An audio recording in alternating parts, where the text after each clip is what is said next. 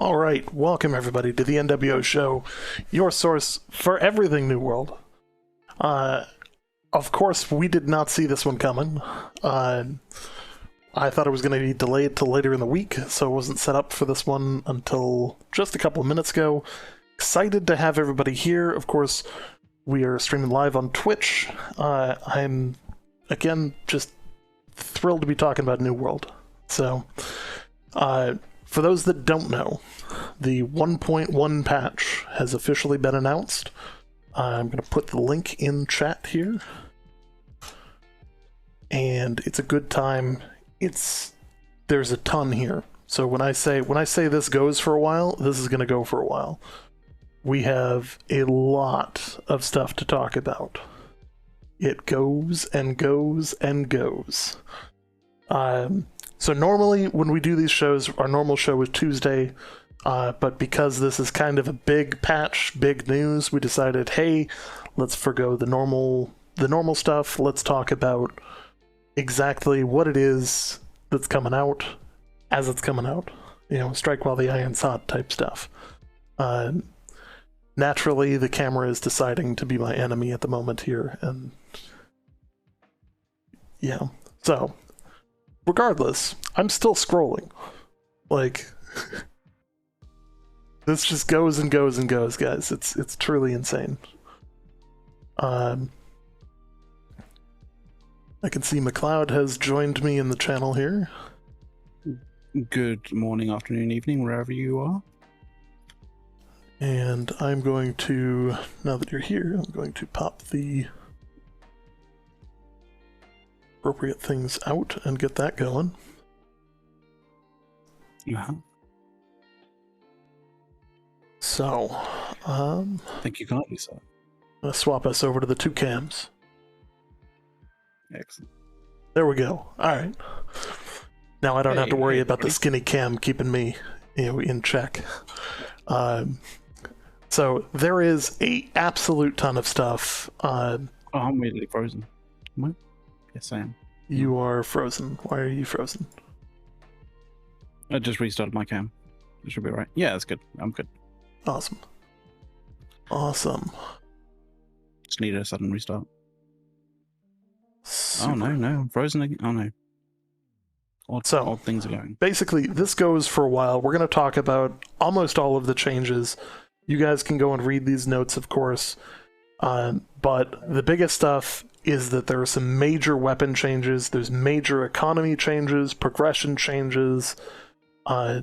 This is going to be a big one. This is what basically has been talked about for a while. So let's dive right in. First and foremost is the Void Gauntlet. So, sorry, I'm scrolling pretty quickly here. It's all good. The Void Gauntlet is a great weapon. You have to build it correctly. It is not a weapon that aims to be a catch-all. You have to build it purpose-built in the skill trees to either play well in a group setting or play well in an individual setting. Yeah, I don't think there's really a mix of 20 I don't think it's a mix of 20 options there that will be basically a master of all, or even a jack of all trades kind of thing. Like, I think it's one of those ones where like you either have to do it all, close range, one-on-one kind of melee-ish style stuff, or support style. Like, it doesn't work as a mixture of two. Absolutely. So this is going to work really well as a combination of an off-tank heal or an off-heal, but also a anti-heal. It's a very interesting weapon. It's going to be really cool to see how this one plays out, especially in the larger fights like Outpost Rush and Wars, where I think it's going to have a sizable impact on a lot of those fights that are oftentimes decided by whether or not healers are on point or not. This is really going to help turn the tide and break up the heal spam and really kind of give a good opportunity to add some more fun to it. So, Yeah. Needless to say, Void Gauntlet is going to be a pretty big one. I think you'll see it playing a larger part in terms of the support kind of side of things. I think you'll see a lot of usage in wars in 50 on 50s and in potentially like large scale open world PvP. Specifically, like if you have a large company trying to all kind of push their influence on a particular territory at one time, kind of thing. Like you'll probably see the support side of the Void Gauntlet being used at that particular point. It's not really something that you could use effectively in sort of like smaller scale kind of combat. That's where the Annihilation Tree really comes into the fray. Absolutely. And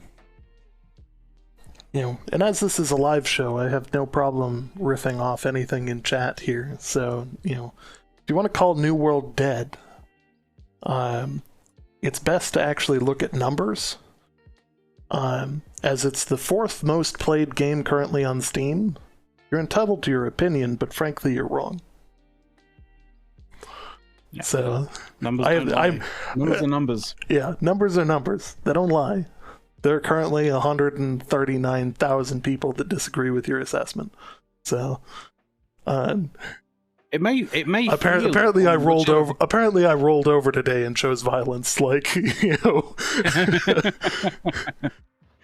Yeah, of course there's a downward trend. It's post-launch. Almost every game in history has that trend. It's post-launch, and like this is the first sort of like. Well, I would say this is probably the first sort of large scale up, like a large-ish scale content pack. Mm-hmm. To some degree. Yep. And once they start adding, we know that they're adding 6 new expeditions eventually that are currently in the works. We already have the names for those that have been unofficially announced. We have new mutation systems in those expeditions. We have all kinds of other stuff. So simply put, there's a ton of other stuff. Yeah. I was playing alpha for months. This PTR is just another alpha for everybody. Who cares, really? We need a game ready for release. This is actually in release. So for people that don't know, this just happened. This was just released. New World Into the Void Update 1.1. Downtime will begin for all regions at 5 a.m. Pacific Time, 1 a.m. UTC, or 1 p.m. UTC, November 18th. Expected downtime is 4 hours. This is tomorrow morning. So, basically, all of the content that we're covering on the stream tonight is literally coming tomorrow. So, if you've played on the PTR, you've seen some of this content. And many of the fixes that they talk about are also being there was an insane volume of fixes that they've thrown into this patch as well, so it should address many of the problems. The test server's really only been out for and we just covered its release earlier this week, or was it last? It was last week that PTR came out, right? Maybe been a week. Yeah, it hasn't been that long at all. Like it was last week it came out. Like only just. It was like last weekend or something. One of the things I will say up front is that, of course, I'm the one that posted this to the subreddit, which RIP my inbox. Yeah. But most of the griping so far has basically been around the major nerfs to both the Fire Staff and the Ice Gauntlet. That there has been feedback that I think there's going to be a patch readjusting the Ice Gauntlet and Fire Staff relatively quickly to bring them back in alignment with everything else. That said, I think we're going to see some weapons kind of come out of the woodworks that may have fallen by the wayside for a little while, as they've received some buffs. But biggest thing right now is, of course, the Void Gauntlet is coming in. So it's really kind of a cool weapon. I know I'm digging it. I'm loving what I'm seeing with it. I love the art style around it mostly. So yeah. Yeah. There's some interesting kind of like changes, some sort of in terms of balance changes for various different things. Like there's some kind of interesting things because I think they want to really sort of start to showcase the better reasons to be in medium and lightweight classes rather than just being in heavy all the time. So that's going to be interesting. There's some interesting changes there. I don't know whether it's always a case of whether the question is kind of whether the changes will actually will result in the effect, right? That they want. So it's always a question.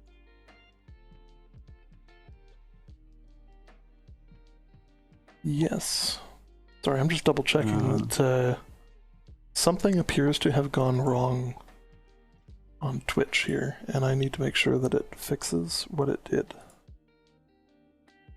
Oh, well, that's unfortunate. There we go. All right. Unfortunately, there is no new information on localization for the game in Russian. I would keep fighting that fight, as I know there's a large audience of Russian-speaking players who would love to start playing, or love to play in their native language. So, keep fighting that fight. But I haven't heard anything new on that. So, the next big thing is the Varangian Knights. So the Varangian Knights are going to be initially added into the southeastern area of Aeternum. This is going to include Monarch's Bluff, Windsward, and parts of Everfall, including what we're hoping for is the top edge of Cutlass Keys. But we will find out. It's when I was checking it out on the PTR, there was the mission basically, the first mission that you kind of like see that you can kind of see in relation to the Varangian Knights is actually in First Light. So it's kind of like I think that's where it's kind of starting out and kind of going to be propagating out from there.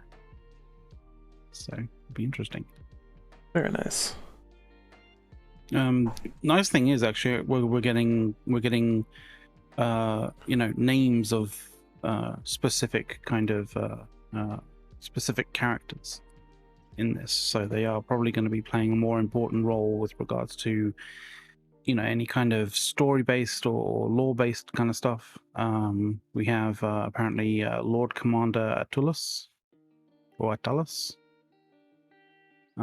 We also have a warlord whose name is Varric the Hammer Isnov. So yeah. I believe that they're aiming, I want to say they're aiming in like the 30s and 40s for the for this content, but I could be wrong. They're not necessarily going to be your intro content, that's for sure. I don't think it's like, welcome to Aeternum, here's the Varangians. Like, yeah. I think it's going to be one of those things where you're going to have put in a little bit of effort into your character at least in order to actually like go against them, sort of thing. But yeah, hopefully Varric the Hammer Isnov has been QA'd, at least a little bit in order to make sure that like he is actually, brandishing a hammer and not brandishing something else, because that would be a little bit, that would be a bit embarrassing if the hammer didn't actually use a hammer.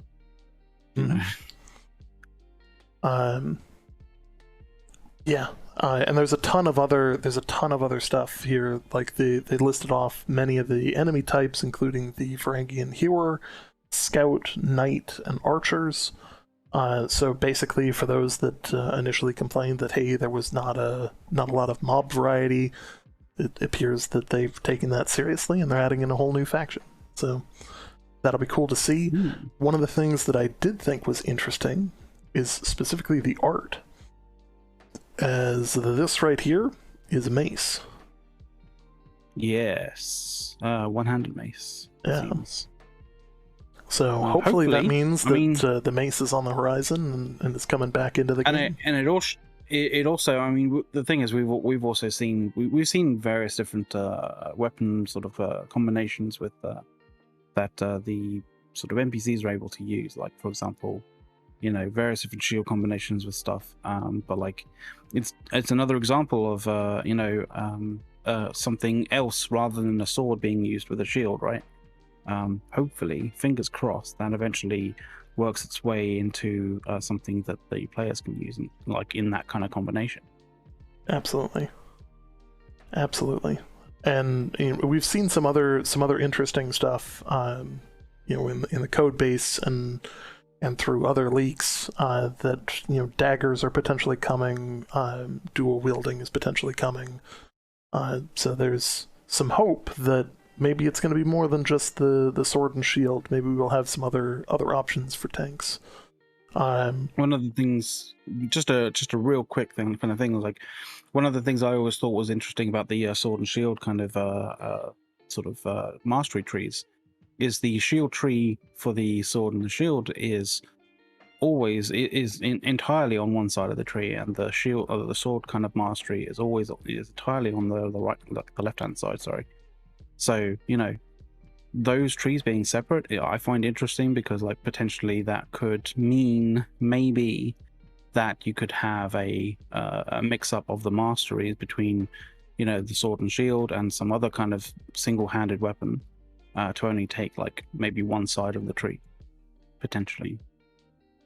I'm not sure where they're going to go with that, but it kind of looks like it's being drawn up in that kind of way to be able to sort of be mixed and matched. Mm-hmm. You never know. Yeah. So I think that's kind of cool. Also, I really like that they've kind of mixed in and meshed in some of the skin elements here. So like the rib cage element on the armor here is actually from the, oh god, I'm forgetting it. I wear it all the time. It's from one of the skins that came out for Halloween. So. Oh. But it's not the top hat and monocle, is it? No, wrong game. Okay. That's Star Citizen. Okay. Oh yeah, no, of course. Well, no, because there's a top hat in as one of the skins in the. Oh yeah. True. In the Halloween one, so like. Very true. Very true. It's not that one though. It's not that one that you're using. Mm-hmm. So, needless to say, these guys look really cool. I'm looking forward to fighting them. I'm looking forward to playing through that storyline and watching that storyline progress, as this is the first beginning part of their storyline that's being introduced, and we're likely going to see more of them, as they appear to be tied with the Romans, just judging from the name, and Varangian is actually a term for. Let me Google this specifically, because otherwise I'm gonna. Well, I mean, the thing is, I know, as we sort of semi-ish, well, we're not really, but semi-ish role play, our whole Covenant kind of side of things, we might have to go and give these guys a beat down because they are using our color. Mm-hmm. So, just saying. So, the Varangians is a given name by the Greeks to Russian Vikings and Anglo-Saxons between the 9th and 11th centuries. So, interesting. Goddamn Kiev Vikings. Yeah. So, let's dive into some of the changes that we can expect here starting tomorrow. So, yes. World experience is their first major topic. They've added starter zone visual variety and improvements. Updated visuals Mm-hmm. have been added to the starting areas, basically, so they don't look as generic, and there's not as much of repetition. Basically, it's going to look a little bit more natural instead of the Corruption and current withered very base. Interesting that the corruption and withered visuals have been amplified, because essentially that kind of adds a lot more character and a lot more sort of like that kind of feeling of danger, that feeling of like, something's happening in this farmstead, in this kind of area, right, in this POI, rather than it just being like, oh, it's a POI, it's a farm, and then you get there and you're like, oh crap, there's a whole bunch of withered there, or a whole bunch of corrupted there, right? So you kind of get the idea that that there's something wrong, something up with this area, which is good. I like it. Absolutely. So Ezra's Forge, which is formerly in the Amaran Temple, has been moved to Southwest Windsward. The reason for this, I believe, is that the temple can be... You kind of ended up going back and forth to the temple several times. Hey, thanks for the host. Yeah. Southwest Windsward is actually quite close to what's his face? The Hermit. Yes. Fact. And it's kind of close to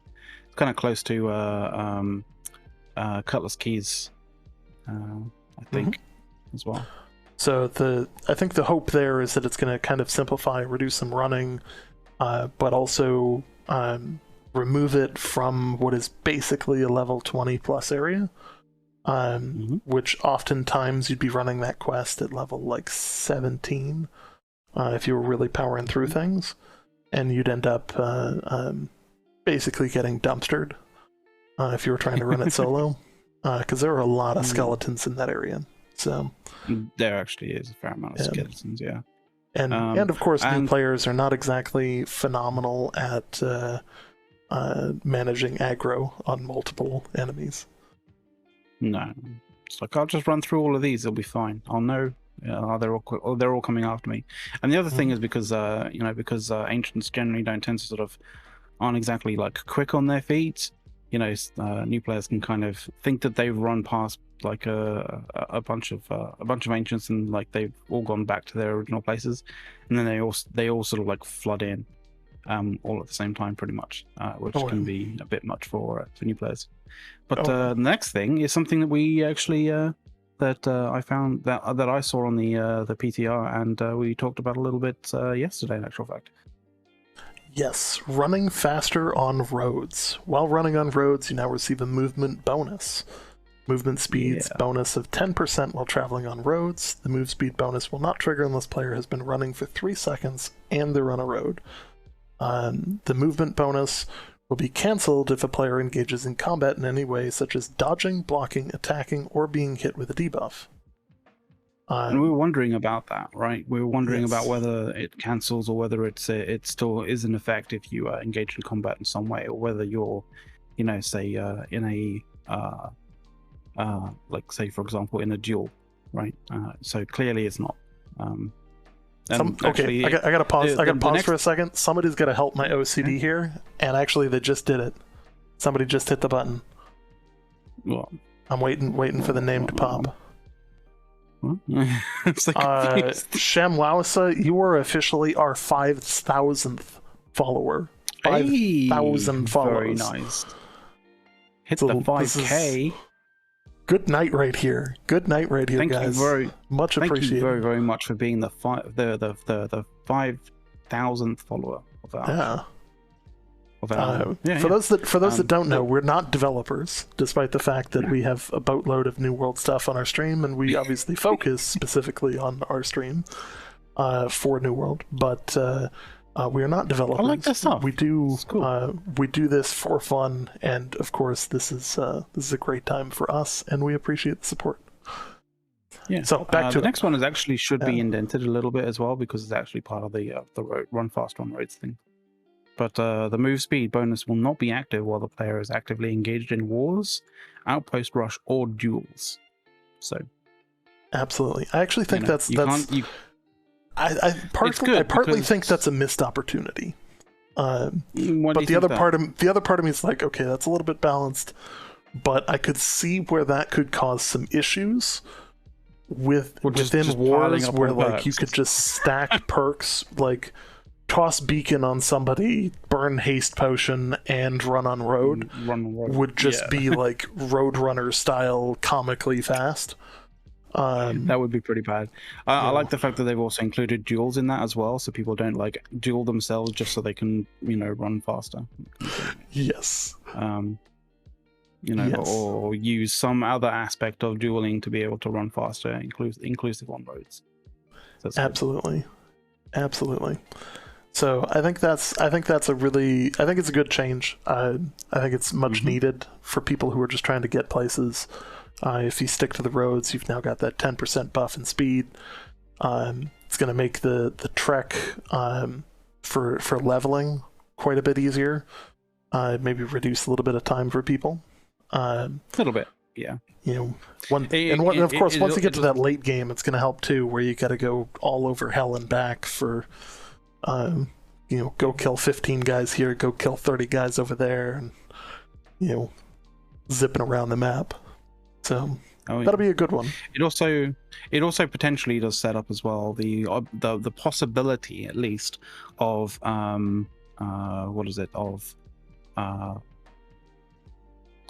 mounts and potentially auto routing as well.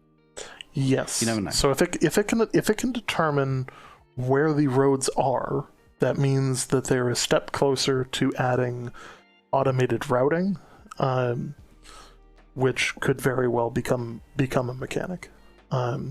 We don't know anything specific on that, but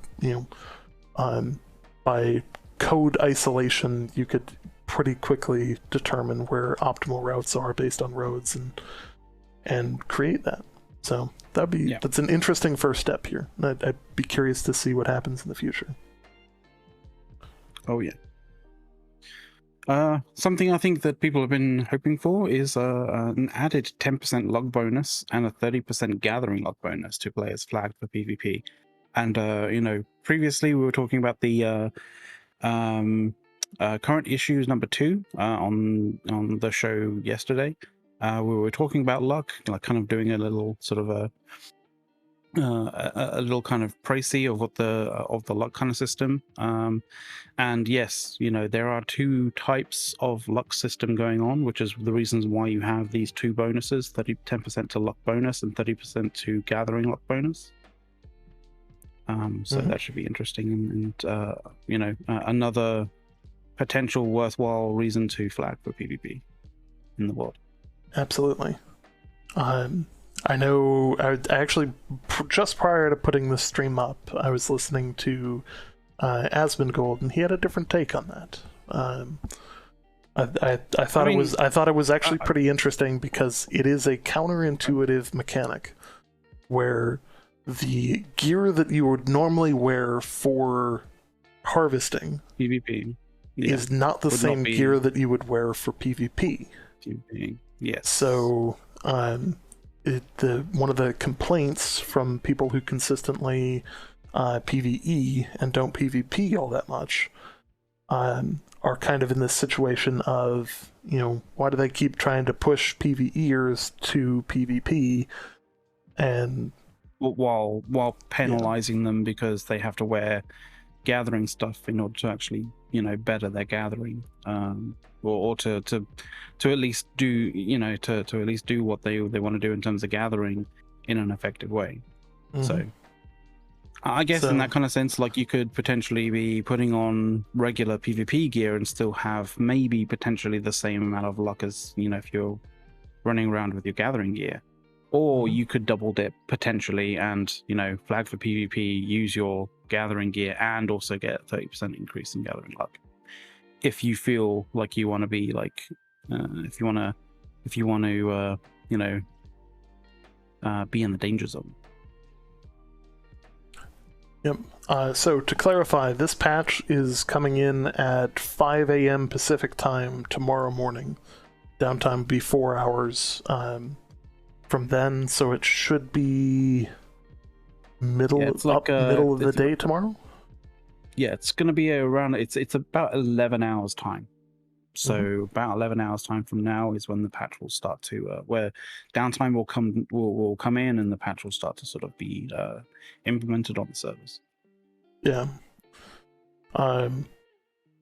So some notable bug fixes: fixed issues with various AI stuck on cliffs or boulders. Thank God. Fixed issues with boss gating and triggering in expeditions, where some doors would show as closed but would actually be open instead. That actually happens a lot in the depths. So if you get stuck in the last room on the depths, and it's just not open, just walk through the stone.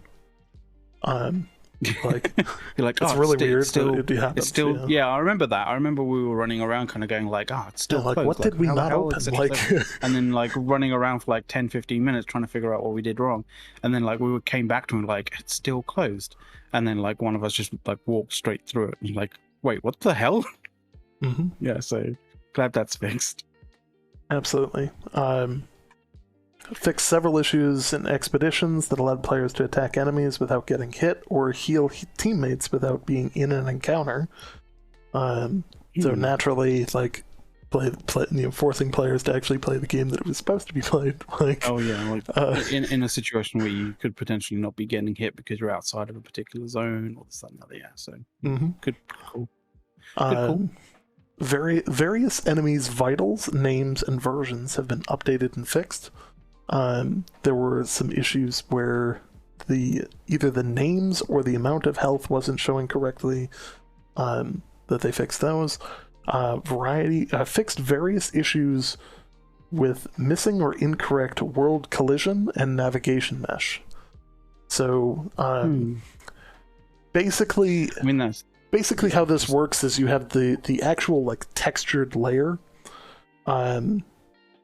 I'm going to use my phone as an example. You have the actual textured layer that's the visual layer, and then you have what is the collision layer, which is the navigation layer, which is like where the models are going to base off of. So as it climbs up something, it's bouncing against that collision layer.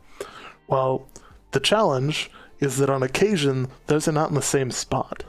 So every once in a while, you'll end up going through an area and you'll be like knee deep because the collision layer is, about a leg deep, below the actual texture.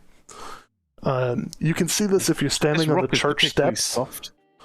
Where the church steps, you'll kind of sink in a little with your feet.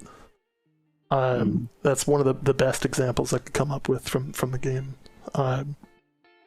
It's a relatively small thing, but it can be very big if it happens in like a really bad way. So, So, let's talk about quests. Quests. This is a big one. Like, so this is big. You want to take this? Or you want me to take this? I'll let you take it. Okay, so there's new PvP faction missions. I tried to do a few of these in. I did definitely do a few of these in the PTR. Control points, which basically sees control of fort. I'm kind of in two minds as to whether this is that this is a mission, because like honestly, anybody who has been doing sort of faction missions, PvP missions, you want to be taking the fort because it gives you a bonus when you're doing the missions to the influence that you accrue in the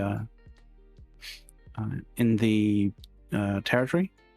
So it's kind of like I'm glad that they've officialized that, I guess, as a PvP faction mission. But I think even if you don't have that faction mission, you're going to be controlling, wanting to control the fort anyway. It's kind of an interesting one. I kind of think that this is one of those ones where it's going to be, you're going to take it, but like chances are you're not going to be. There's definitely going to be times where you're not going to potentially see or be able to kind of get this one done before you do your round or do your your circuit and can come back, which is the intercept one, where you defeat enemy faction members and collect their tiers. It also comes in a medallion form, I believe. War camp loot. This is kind of an interesting one because this was one of the ones that was fairly often possible to do, where you retrieve hidden plans from the enemy's war camp. I kind of feel that like the location should change if you're the owning faction of that territory versus if you're not. Because I kind of feel like if you're retrieving hidden plans from the enemy's camp, right?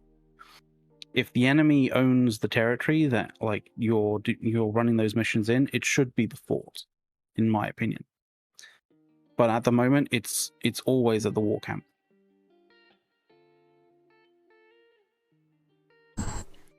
Yes. Yeah. So that'd be an interesting one to see what they can do. Yeah, that would be interesting. For now, this is a welcome start to adding new missions, adding new content, making these missions a little bit more competitive in nature. So, seize control of a fort. Well, let's say you're running them in Everfall. Well, okay, hey, your closest fort is either Windsward or Everfall, and the other side's not going to be very apt to let you take it because they're going to have the same mission.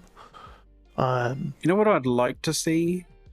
I'd like to see, and I mean, I don't know how broken this would be, but like I'd like to see the intercept mission to sort of give you at least an indication as to where some enemy faction members are. Like even if it's like delayed by 5 minutes, 10 minutes or something like that, like where they were 10 minutes ago or something like that. Like that would be really, really cool.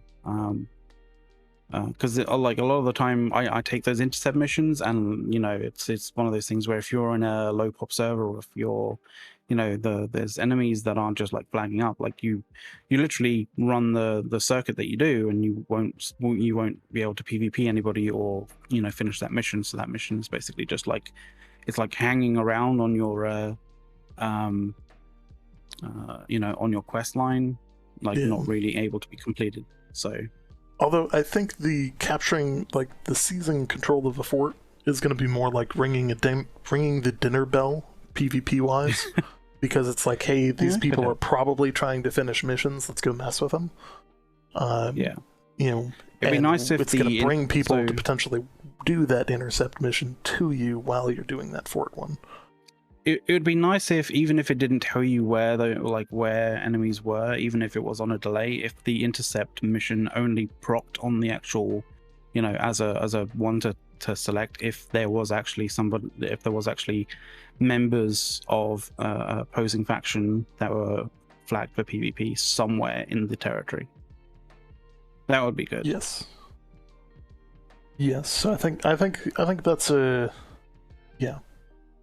That would be nice. That's as it stands from what I've experienced in the PTR.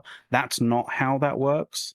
But hopefully, fingers crossed, maybe someone from Amazon Games is listening to this and thinking, actually, we could potentially code that.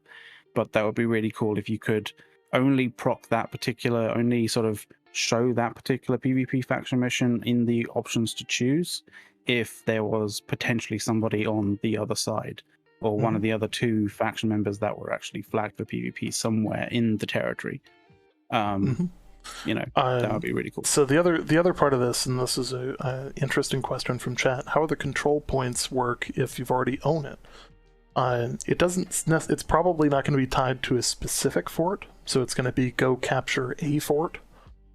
But if your faction already owns all of the forts, it should fall under the same kind of logic of don't pop that quest if the person's faction already owns all of the forts. Otherwise, you're just waiting for somebody from the other faction to go and take a fort. Yeah, exactly. Which then there's like a pseudo like win trade situation where it's like if your faction owns all of the forts, you're gonna enter the fort and go no, stay over there, you cap it. We'll wait. It's physically impossible for us to cap anything and then I'll cap else. it back, and then we're all good, right? And then we can have a little fight and see who wins.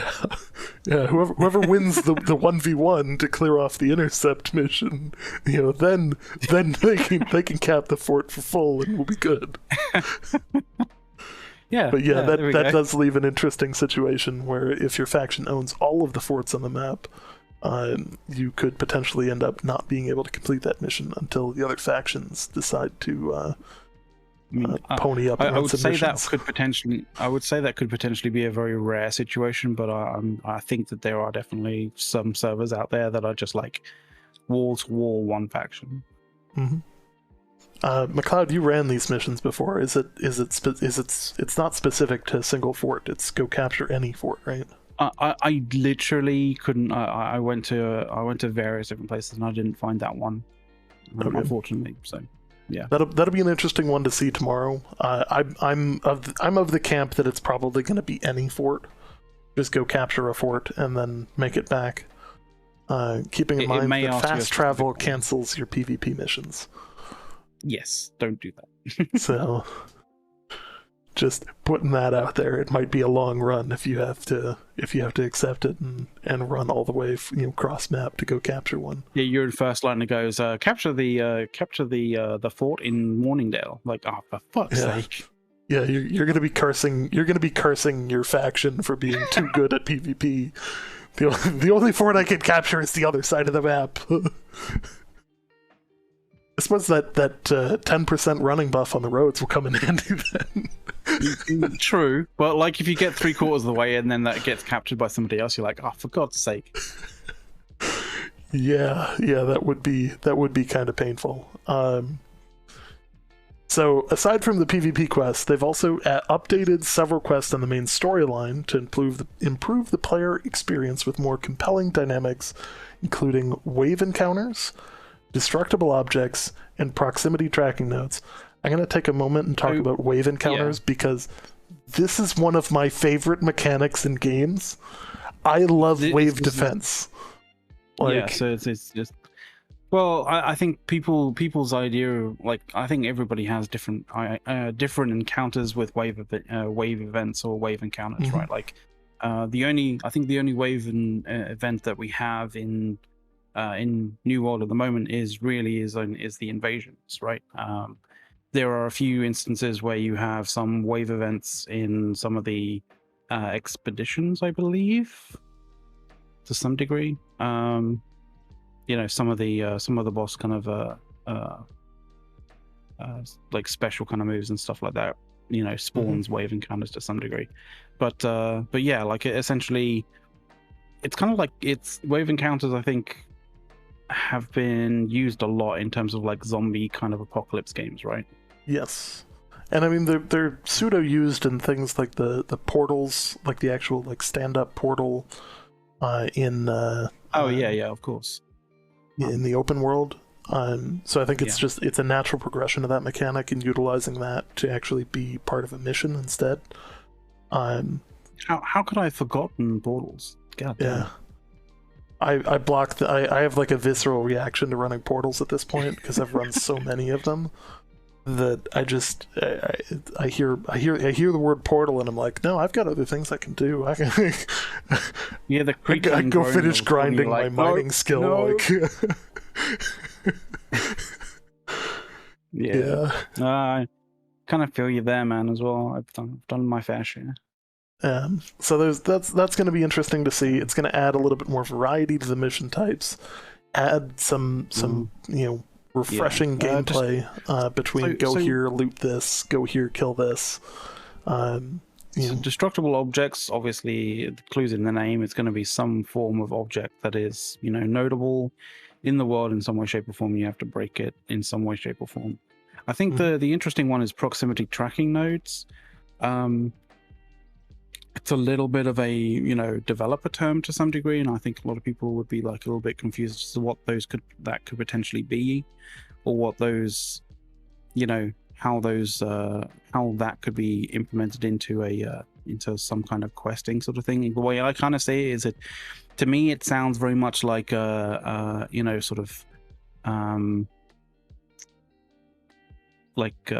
races, where you have to go through a particular gate in order to progress through, to be, going around a particular course. Yes. I don't know whether you have a different perspective on that or not. Like, I'm thinking races could of be some used as like a maybe a treasure hunt type mechanic as well.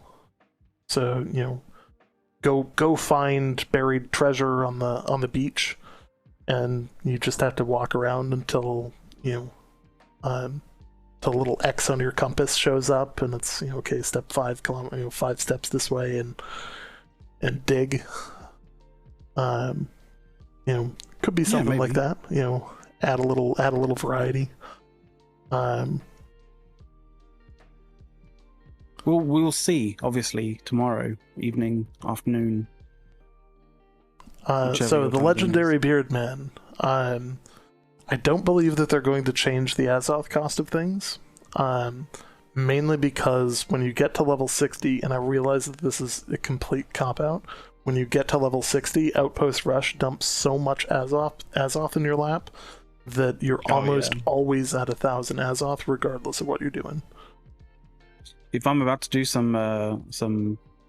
I'm about to do Outpost Rush, I look at my Azoth amount, and I'm like, I should probably just zip around a few times before so I can get to like 500 Azoth before I actually start doing it. Because like it would be really nice if they added in like lower level Outpost Rush or like invasion type content.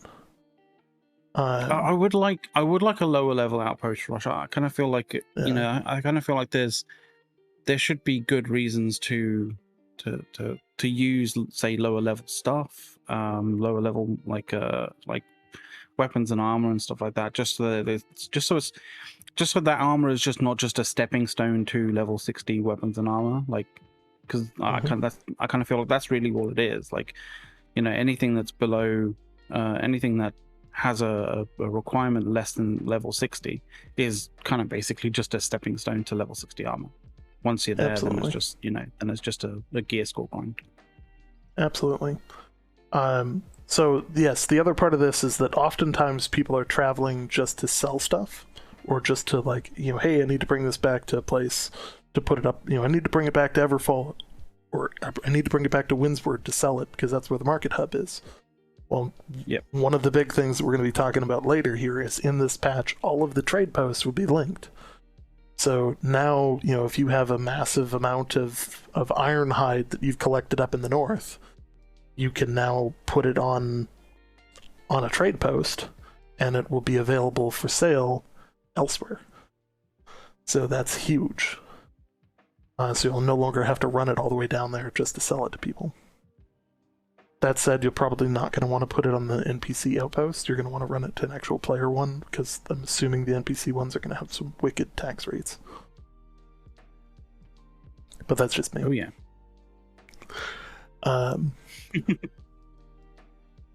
So that should also reduce the Azoth usage by many people. Let's see. The quest Old Stone Remembers and New Initiative Old Order have undergone more extensive restructuring, and players who were on these quests will need to return to Jonas in the Fisherman's Bend to re-accept the quest. That basically tells me they rebuilt the mission from scratch, and go accept it again if you were in the process of it. Of which, if it's Jonas the Fisherman, that means you're still pretty low level and it's not really that much to worry about. Updated the location of one of the Survivalist Wolf Den quests in First Light to reduce the amount of travel. Thank God. The encounter design has also been updated to a wave event in all 3 starter zones. Yay, so quick introduction to wave events. Nice. Yeah. So we got some bug fixes.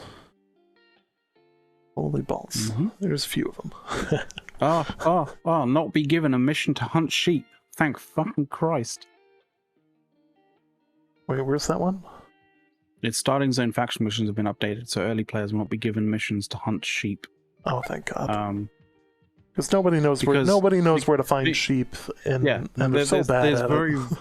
there's very few places where you find sheep, and a lot of early players as well have this kind of situation where it's like, oh well, there's probably an NPC type rather than a specific kind, right?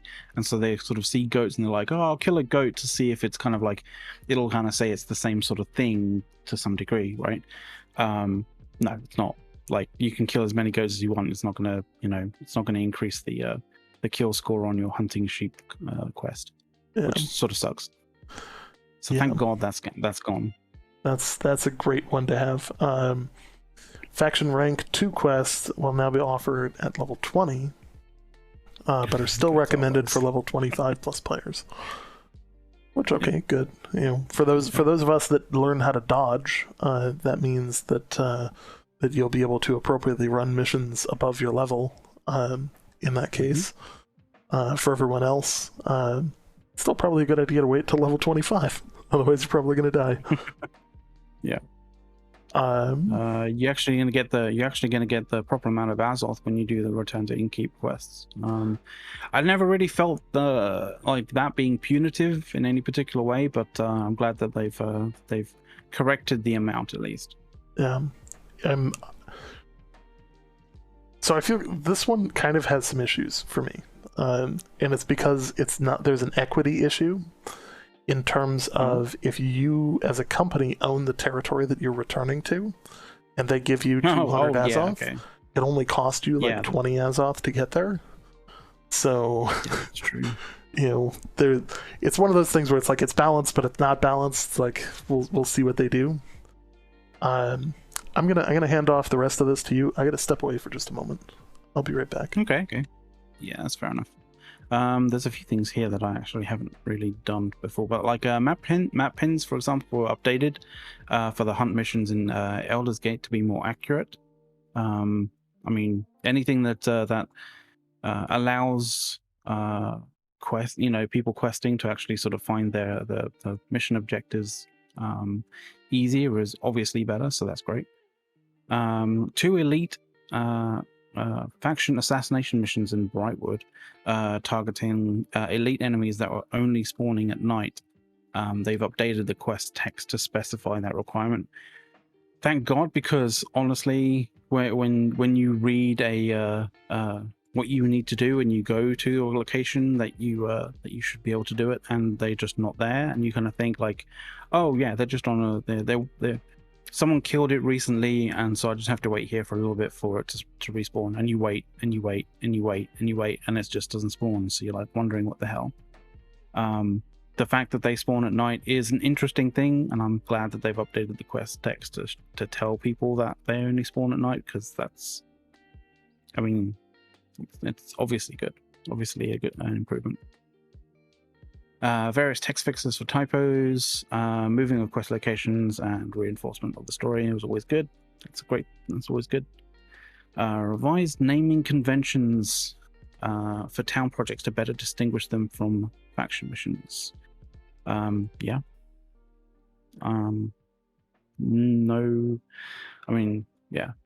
great. Fixed expedition loot Fixed expedition loot PV faction missions within the Garden of Genesis. Excellent. That ghost. Yeah, I think that is that ghost. Which is interesting. Actually, one of the things that I think a lot of people don't realize is ghosts in general in New World used to only appear at night. Like, it used to be one of those things where ghosts would only ever appear at night. Like, it would be a case of not like it is now, where you'd have locations that would have ghosts, obviously, and they appear whether it's day or night. But it used to be a case where they only would appear at night. Fixed a mismatch in the text requirement and actual requirements for the to be a Grandmaster fishing quest. I'm sure it doesn't exactly say quite what, but it's always good. Fixed an issue with PvP spy missions not being completed in non-settled zones. Yeah, awesome. added voiceover fixes for multiple NPCs. I kind of I noticed this at one point, like it was a case of a lot of the voiceovers were only doing a single line of the text, which is really weird. So yeah, that's good. Various issues causing NPCs to not complete their animations. Yeah, because that is, that breaks immersion, obviously. Fixed various issues causing incorrect loot tags to display. I'm trying to think as to whether I've experienced that or not. I mean, I've definitely experienced incorrect UI graphics to show.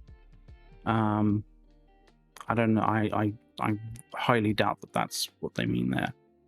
And jumping to world tech. So notable bug fixes in the world tech is fixed an issue causing certain AI to spawn more frequently than intended. That's always always a good one, because generally those are exploited by people who want to get to farm XP faster than they should. Fixed various issues that could occur when interacting with the journal entries scattered across the world. I've never experienced this. I'm sure other people have, and it's caused a lot of issues. Maybe they were interacting with the journal entries in some way, and it kind of locked them in, and they couldn't basically dodge out or get out of the way of an enemy NPC, like hitting them and killing them potentially. So yes, that's good. That's cool. Fixed an issue with town project boards failing to refresh. Another one that I haven't really experienced, but clearly an issue, and clearly something that would annoy people who are trying to level using town project boards. So yeah, that's good. I'm back, by the way. Hey dude. And just to round out the world tech notable bug fixes, PvP experience bonus will no longer apply when in an expedition, which is good, because that is weird. If you're getting PvP experience bonus after doing an expedition, or once you complete an expedition, or while you're killing things in an expedition, yeah, that's a bit weird. Yeah, that's definitely that is strange. Yeah, that should have been, that shouldn't have been anything to begin with, but yeah.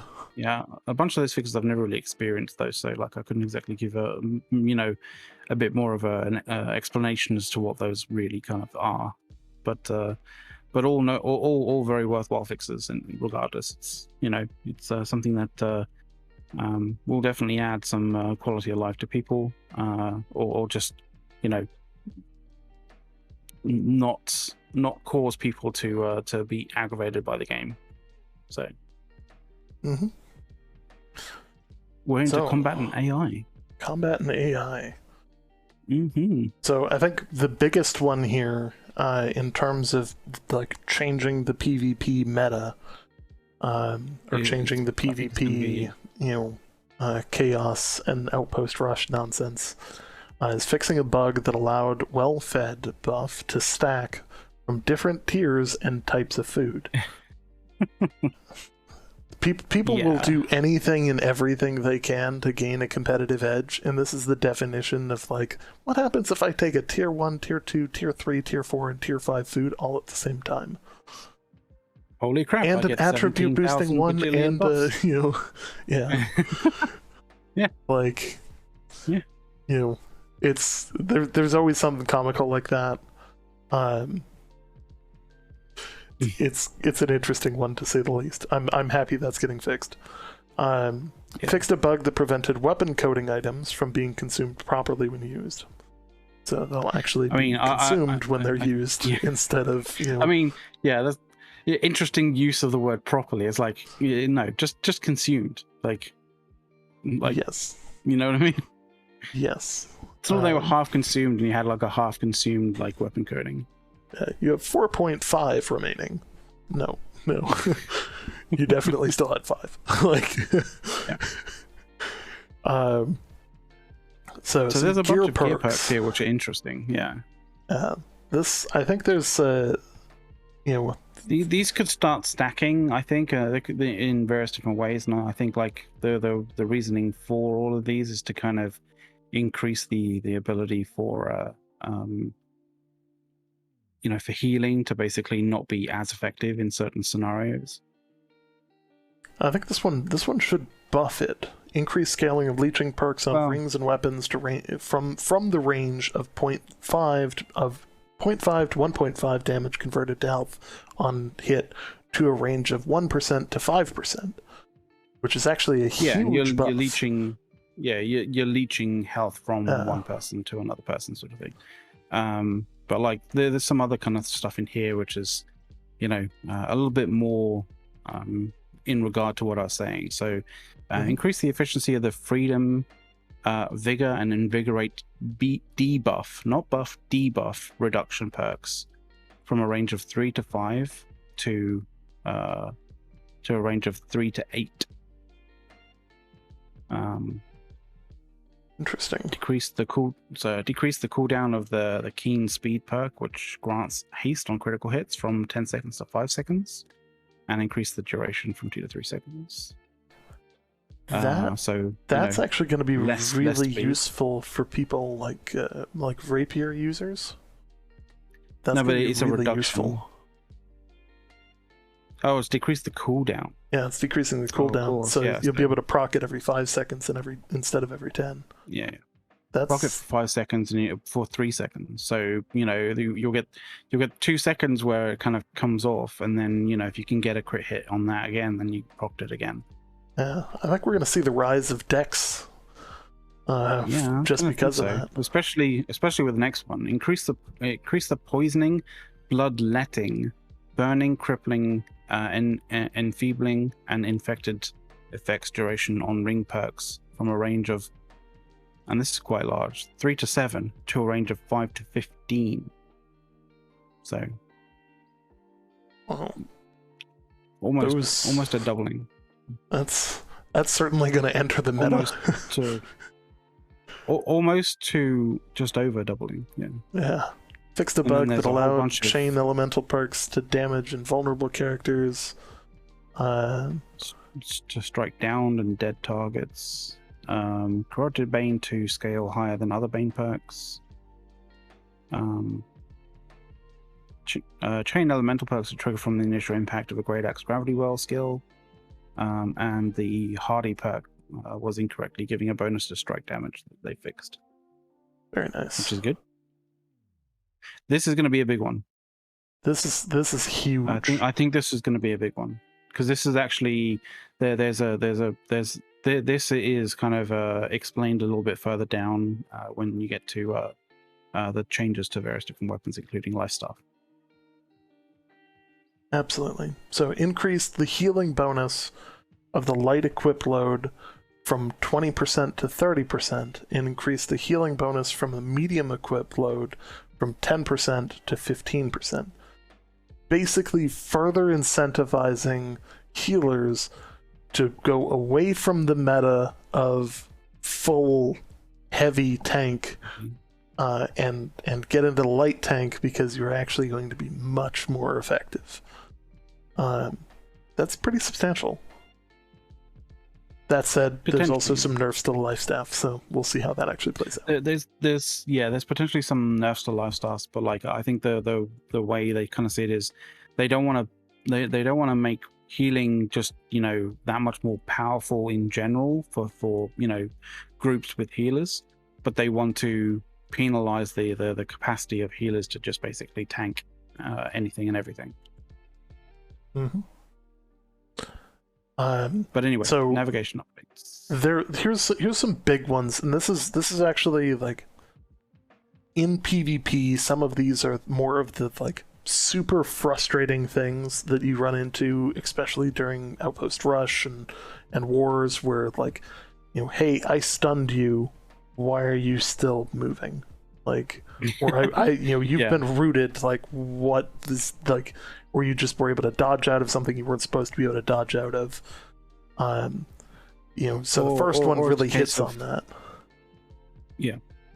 The first one here really hits on that. Jumping and traversal are now disabled when navigation is disabled, such as when hit with a root effect. Yeah. Huge. I'm thinking potentially with a sleep or a stun as well. Mm-hmm. Updated the vault camera to smooth out the motion. Thank you. Updated jump in place to allow translation while in the air.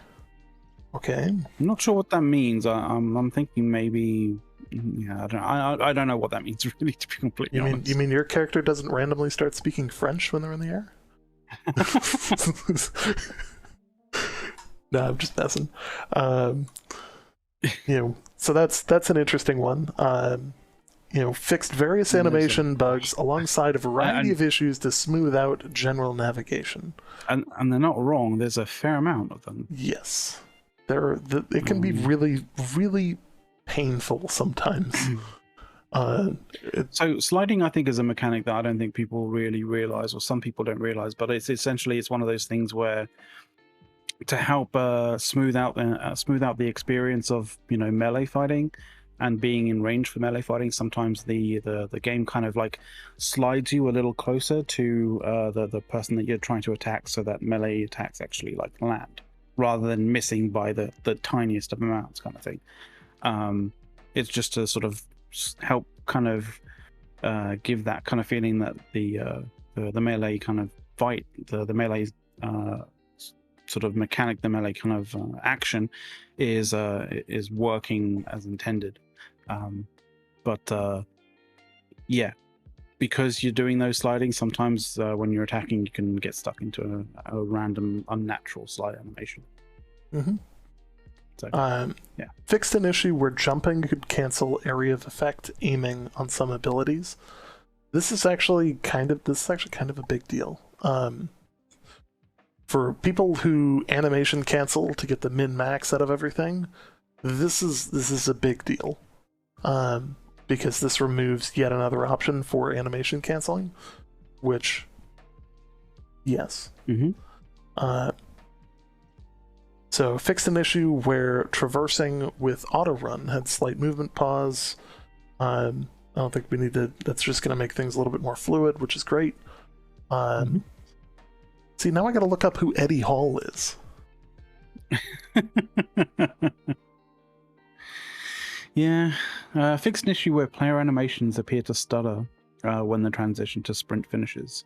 That guy's jacked. Yeah. Except I need a mohawk. You need to get to the gym and you can get a mohawk. Yeah, there you go.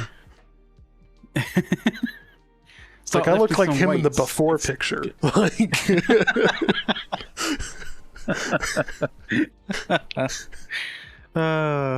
God. Oh, that's something that's not going to get out of my head anytime soon. Yeah, just a bit. Yeah. Fixed an issue where sprint jump noticeably slows the player when landing. Yeah, I kind of, I've done that once or twice, and I've always hated myself when I've accidentally done it. Been like, why did you do this? Because it has this like really annoying, like, moment where it's like, yeah, it's like, I can't explain. I can't really explain how annoyingly like tedious it is when you do when you accidentally do a sprint jump and like you land as if you're like an old man, like, yeah. Oh yeah. Anyway. Yeah. So I mean that's a pretty big one. Fix an issue where the shield would fail to properly sheathe. I'm hoping that there's the next one here should probably actually cover it.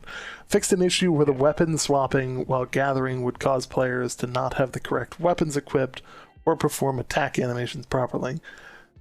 That's not the only time that happens. No, that's not the only time that happens at all. Yeah. I'm getting really sick of trying to pull out my ice gauntlet when I have my fire staff out, it not completing the animation, and I go to fire off an ability and end up using my fire staff's charge instead of my entomb, which is definitely not what you want to use in that position. Oh no. Yeah. Yeah, I think that's more with regards to action queuing that needs to get resolved. Yes. Fix an issue where players could become unresponsive if they've blocked while running and trying to crouch. Yeah, anything that suddenly makes your player completely unresponsive is great if they fix it. I think that's actually the one that causes your character model's legs to abruptly shift 90 degrees to your torso. Like, ran into that one earlier today playing Outpost Rush, and I was like, why is my character running sideways? Ministry of Silly Walk style. Yeah. I'm not sure whether that's that one, but like, yeah, if you become unresponsive, yeah, it sucks. Fix an issue where drinking a consumable while performing a gathering action would break the player's consume. Okay, we're gonna skip through some of these because like there's a lot, and we want to cover like the important stuff. And I'm sure you guys are sitting here like, I can read all these nuanced ones. Like, we'll see if we can. As I'm reading one off, I'll have McLeod surf through and find the next bit of important ones. Because obviously, like, fixed an issue while spamming prone could get weapon sheath out of sync. Like, I don't think anyone in the channel here cares about that. Like, no, so. But like things like fix an issue allowing players to bypass collision when taking out a weapon while prone, like there's situations obviously where people can abuse that, and also situations where I think people may have, inadvertently bypassed a collision by doing that and then fallen through the world and died. So yeah, that would obviously be hilarious and also quite aggravating at the same time. Fixed an issue where players could use strength to scale unarmed attacks after prone and jump stamp. See, that to me just makes me think that like that's in some servers or some server or whatever, there's somebody who figured that out and was just like, let's max this up, see how far it goes, and it's like just in like an infinite kind of thing. So he's just like running around like with his fists out, like just procking people or just like smashing people with like, fucking 50,000 damage points with just a single punch. Fixed an exploit in duels by preventing gathering while in duels, so players can no longer duel to avoid durability damage while gathering. This is a ridiculous one. The steps for this were on the forums, and it was like literally people, instead of paying the repair cost on their item, were going out with a buddy in a duel and basically just like right before the last swing would knock them so that they would knock away from the tree and would stop getting any durability hit to their thing. And it was like, that's not. See, to me, that's it's almost like making it so much harder for yourself, because like, if you've ever been in a duel, if you have a random NPC sort of animal attack you while in a duel, it breaks the duel. Mm-hmm. It's yeah. And how many times have you been out like gathering and you've had a random wolf like trying to attack you? All the fucking time. Yes. So attribute threshold bonuses. All of these have to do with the 250 con bonuses. Yes. Some might be actually quite important, quite a big change. Yes. The first is huge. Reduce the damage reduction provided by the 250 Constitution bonus from 80% to 60%, which means great things for everyone else, and more damage will be able to be applied to tanks that also for some reason seem to be able to deal a lot of damage of their own. That's a whole different story. It just kind of means that the trading, with somebody who has 250 con is going to be a little bit more a little bit more even, I guess, to some degree. And there's, essentially the people who have insane tank builds are not gonna. It's not gonna be insane, but it's still gonna be quite a hefty tank. It just won't be. It just won't be ridiculous.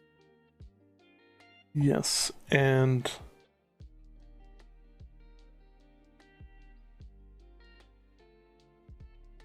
sorry, I'm pulling up the actual thing here. Just making sure that I've got the right. They right also thing fixed they also fixed the dodge issue with 250 strength bonus. Apparently, awesome.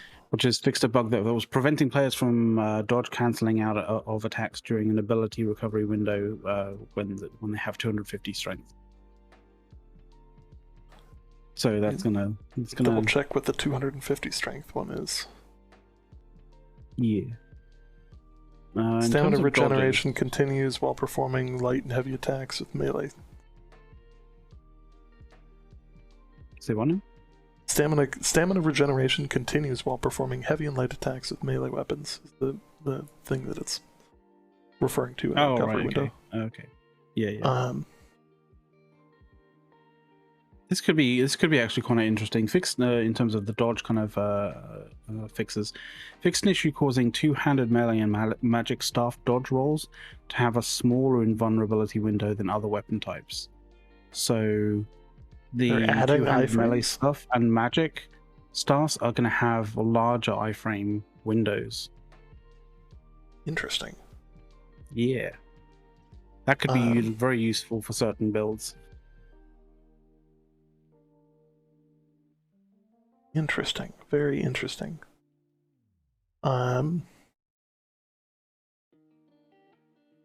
This is actually a big one. Fixed an issue that caused players to not take damage from an AoE if they dodged into the affected area. This very frequently is seen in Outpost Rush. You basically sacrifice your second dodge to get back out of it if you accidentally rolled into it, and you in turn take no damage, despite the fact that you were in an area of effect and should have been taking the damage the entire time. I mean, I'm not gonna lie. I run light staff great axe quite often, and if you run light staff great axe, you may very well be running medium. In which case you have like 3 dodges as such. It's very often that when I'm running, when I'm jumping in and out of the combat, that I'm looking to basically go around the players and start hitting with backstab damage as well.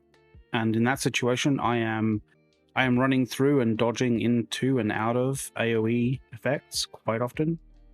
So yeah, that may affect me quite a lot. But then again, I also have a larger iframes from two-handed melee dodging as well. So, AGS gives with one hand and takes with another, right? They're about to give a whole lot here in this next part. These next two are actually, in my opinion, probably some of these next 6 points here are probably some of the most impactful stuff for level 60s that are coming in this patch. So structures are now immune to buffs and debuffs that logically wouldn't affect the siege weapon and deployable structures. Makes total sense. There were some very weird things that happened with siege that, yeah, as a guy who's known for using siege, yes, there were certain bugs, or there were certain things that if you buffed a person who was on a siege equipment, it also transferred the buff to the siege equipment. And yeah, no comment beyond that. And he's gone. I'm very happy they fixed that. And he's gone. Or it would cause, in some instances, would cause the beacon in some instances would actually cause the siege turret to repair itself as it was receiving health from an interesting one. Yeah. It was a very specific set of circumstances that had to happen to make that a thing. Okay. Yeah. So it wasn't just like person is on siege cannon, hitting them with a beacon, and it works. Yeah. Like There had to be like it's a very specific sequence of events that had to happen, but that's fair enough. It was not prevalent, but there were other issues with buffs transferring that shouldn't transfer. Yeah, the fire staff burn effect on turrets too. Yeah, that was a little bit broken. Yeah, I bet he loved that. You know, as somebody who's known for my siege tactics, like apologize ahead of time. I'm happy that got changed, and apologize for anybody who got ruffle stomped by exceedingly aggressive burns from their explosive turrets and all that.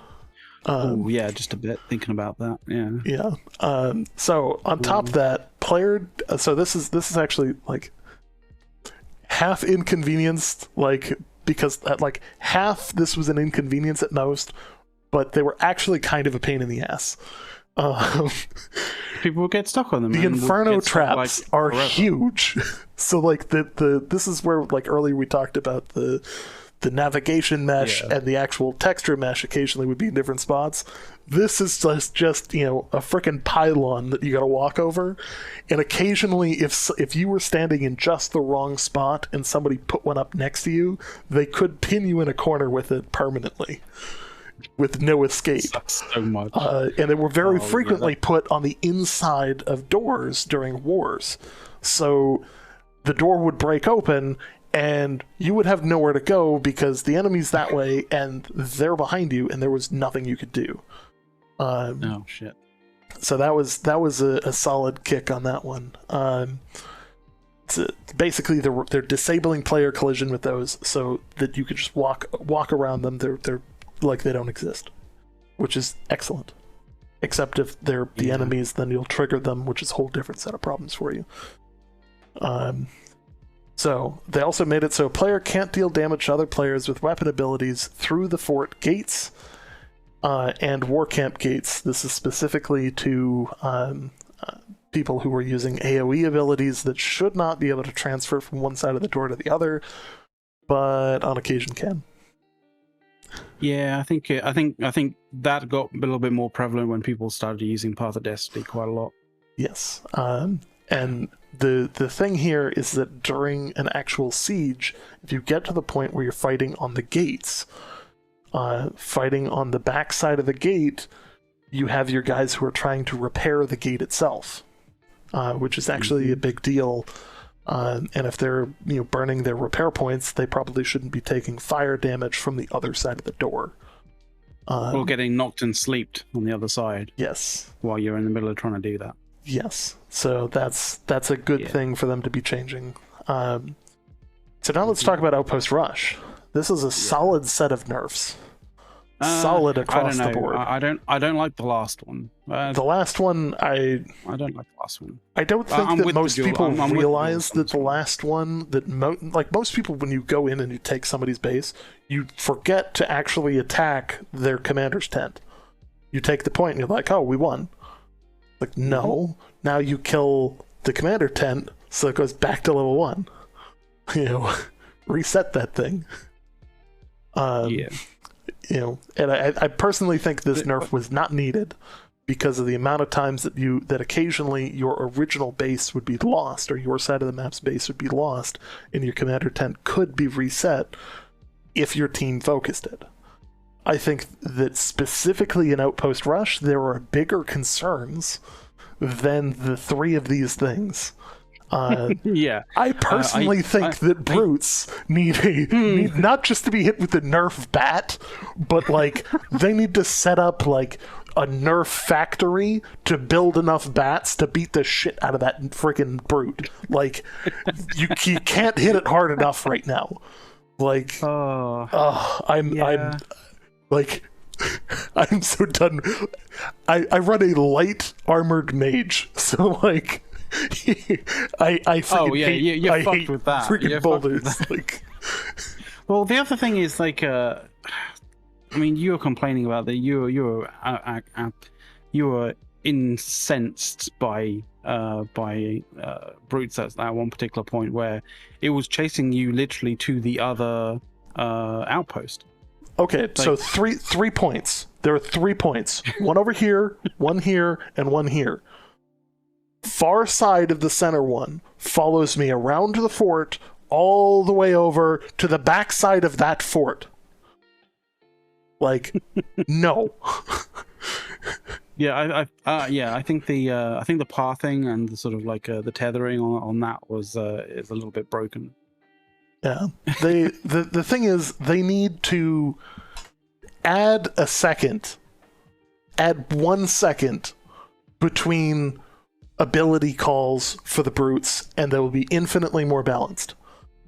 Because if they get on a roll where they're constantly rolling the right thing to either do the pull or the boulder, they can literally pull and launch a boulder within 2 seconds. That's not balanced. They tend to, I mean, brutes tend to be like, all about that boulder, man. Like, Jesus Christ, they're throwing those things out there all the fucking time. Like, I kind of feel like, maybe you just should sort of dial down that sort of like, I should fucking throw boulders all the fucking time. Like, yes. It also shouldn't take 3/4 of your team several minutes to kill it. Sorry, but that's not engaging gameplay. I would like to fight the enemy, not the brute. Like, well, to some degree, the other side had to sort of, pull in 500, 500 Azov. Well, the problem is once they get one, now they know that you're tied up with half of your team for, a solid minute and a half, and they can go get another one while you're doing that. So it kind of it snowballs on itself and causes more problems there. Yeah. I think the changes that they did do, like the reduce the power of battle red, I kind of feel like that was done just to basically reduce the kind of like the edge cases of people using insane builds, like insane tank builds or insane damage builds, and just utilizing that damage but just to take either their tanking or their damage to like ridiculous levels. 100% what he just said in chat. I feel like the damage from brutes is justified. They just need to be killable. Also, you know what would be an even better thing? When they disengage from you, don't reset the damn health bar. Like, oh fuck yeah! Good lord, that is the most annoying crap in the world. Like, oh, you got a tank that's like, all right, I've been tanking it for like 30 seconds as 5 of you are trying to beat the crap out of it, and all of a sudden, it went too far off the tether and it's running back, collecting all its health, and it's like, all of a sudden it randomly picks somebody from miles away, just runs to it, then like falls off the tether and just like, oh, full health, like, oh, fuck you. Yep. Like, there was one instance where, like, I'm literally, like, trying to, like, push a tank, and I'm like, no, go back that way, stop, like, get around, go to the other side.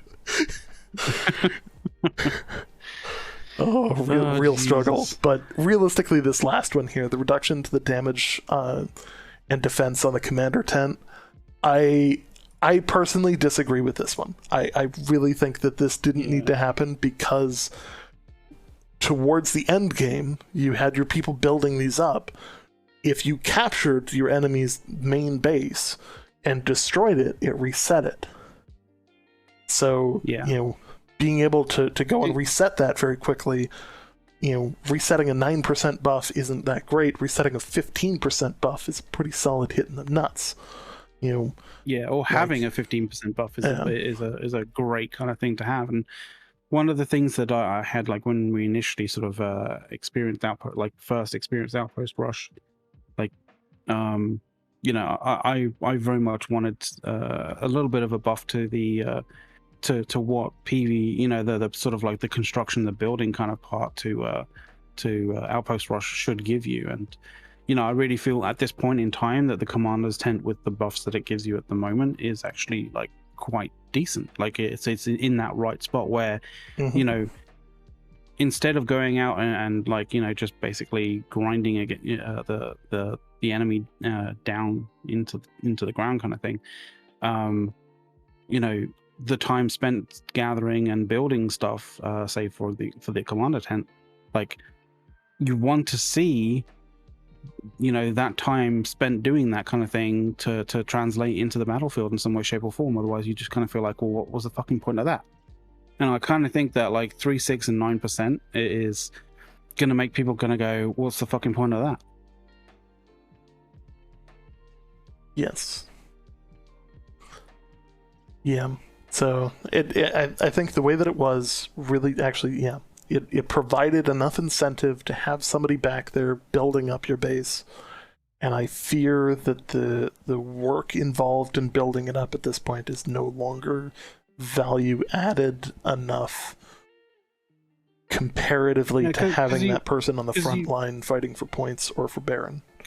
Because you think of some of the other things, right? You know, having that respawn point obviously gives you, you know, a great kind of option to be able to get people who have died back into the fight and back to, you know, potentially what would be, you know, the middle, you know, the mid outpost much faster than if they were coming from the starting location, right? So, you know, obviously that one has clear indications as to why it's important to have that.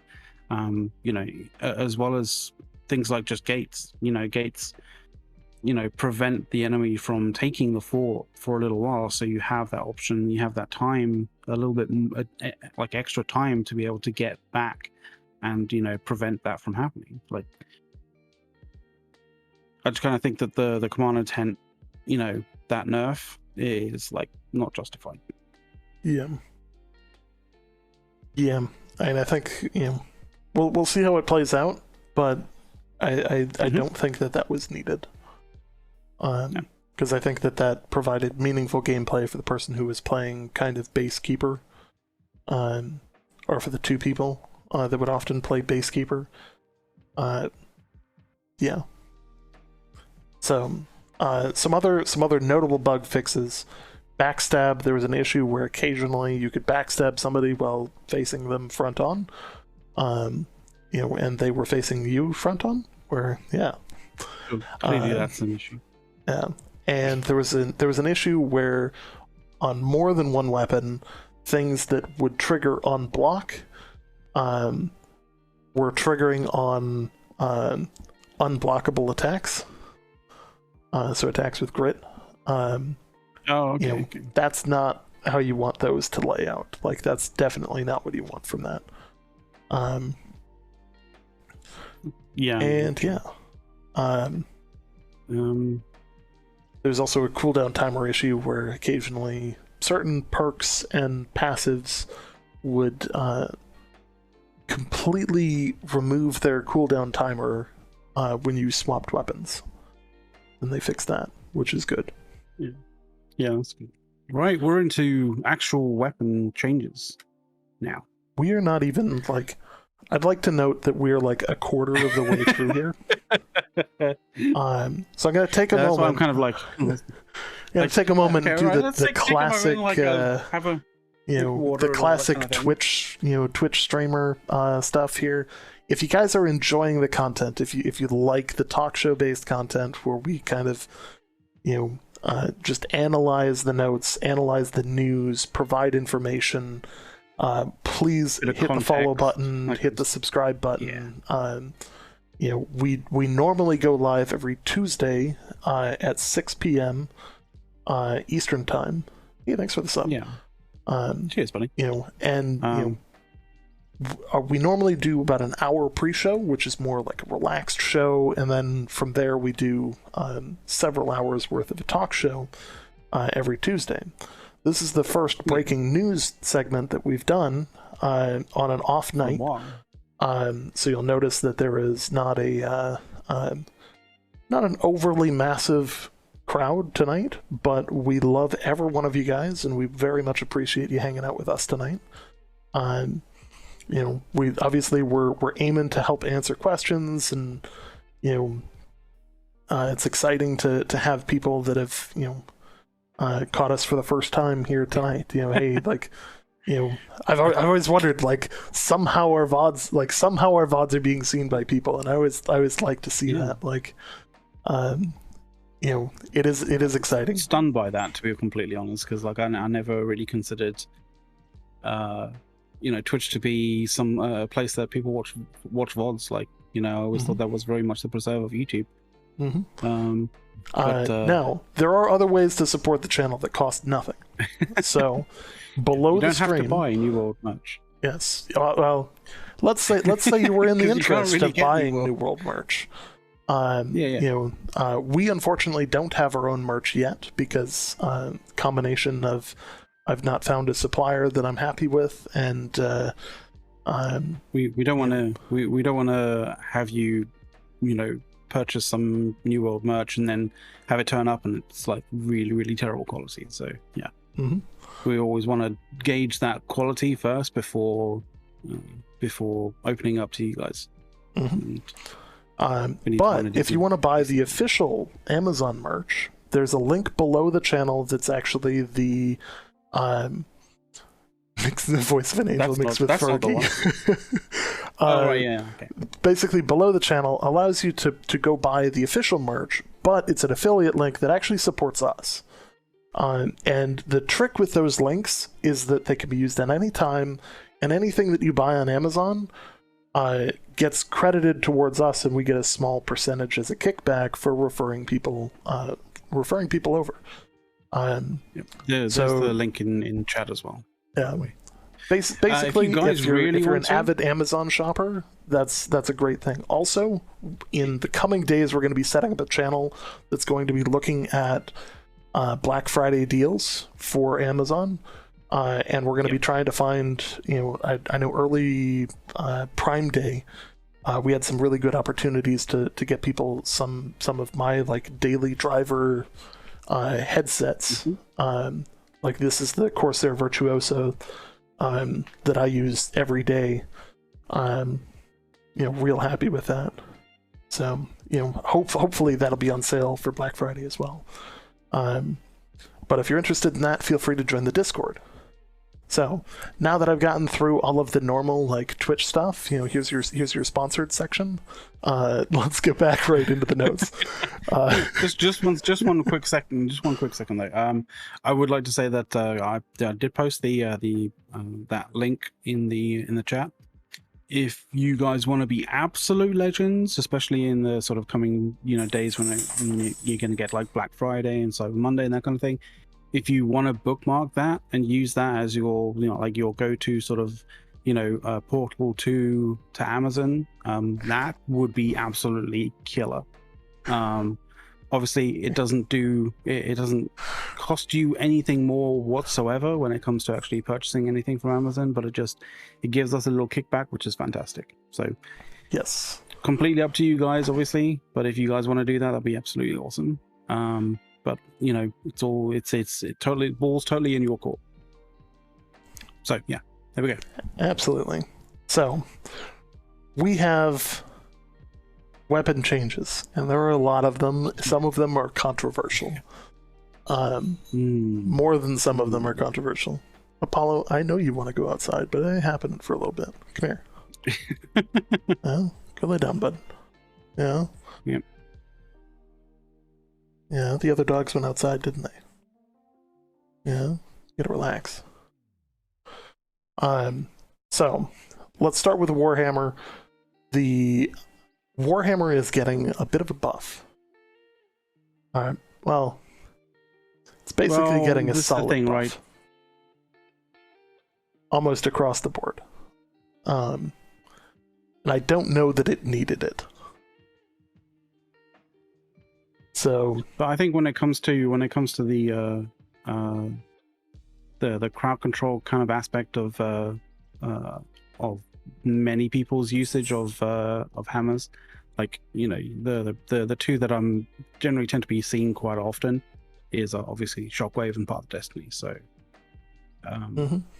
how those get hit will be interesting to see. Yes. So let's actually take a look at those specifically. Shockwave, Sundering Shockwave item perk, reduce the minimum rend effectiveness from 20% to 10%. So it's getting provided that you had a piece of equipment with that perk on it. Specific Sundering Shockwave perk. It is getting a little bit of a nerf on that one. Path of Destiny, Leeching Path of Destiny, again an item perk. Fixed a bug that prevented this perk from working when it was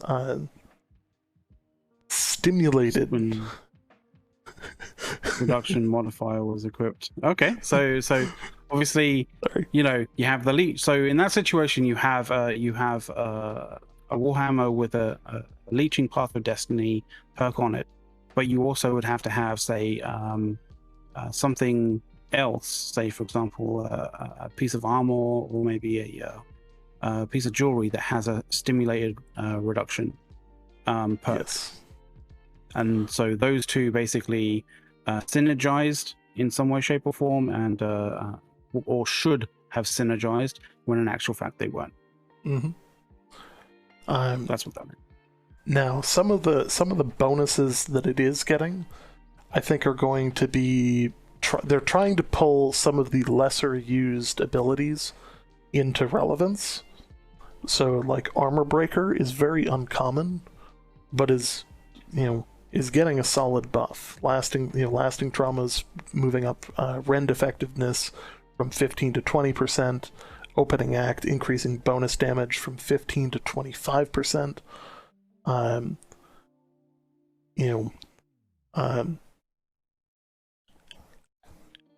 The thing is, it's already a major weapon in the meta because of its crowd control abilities. Even though its damage has always been relatively anemic, I just, So the thing is with like something like Armor yeah. Breaker, it's a very very situational kind of usage, right, with an Armor Breaker.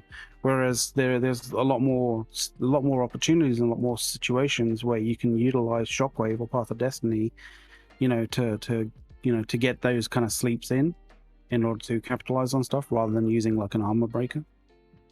So I don't know, like I guess those are good buffs for the Armor Breaker, but like I just kind of think that, like, in terms of a situational, like the opportunities available for someone to use something other than Armor Breaker are just they just happen a lot more often than something that where you would use Armor Breaker on. Mm-hmm. I mean, maybe more on a sort of like one-to-one sort of like dual kind of base, like if you're dueling somebody, or if you're in open world PvP sort of thing and a small scale kind of stuff, like maybe. Yeah. But I think people. I don't know where this is a nerf at all. Like, I'm not seeing it, because you're gaining ability, increasing damage scaling.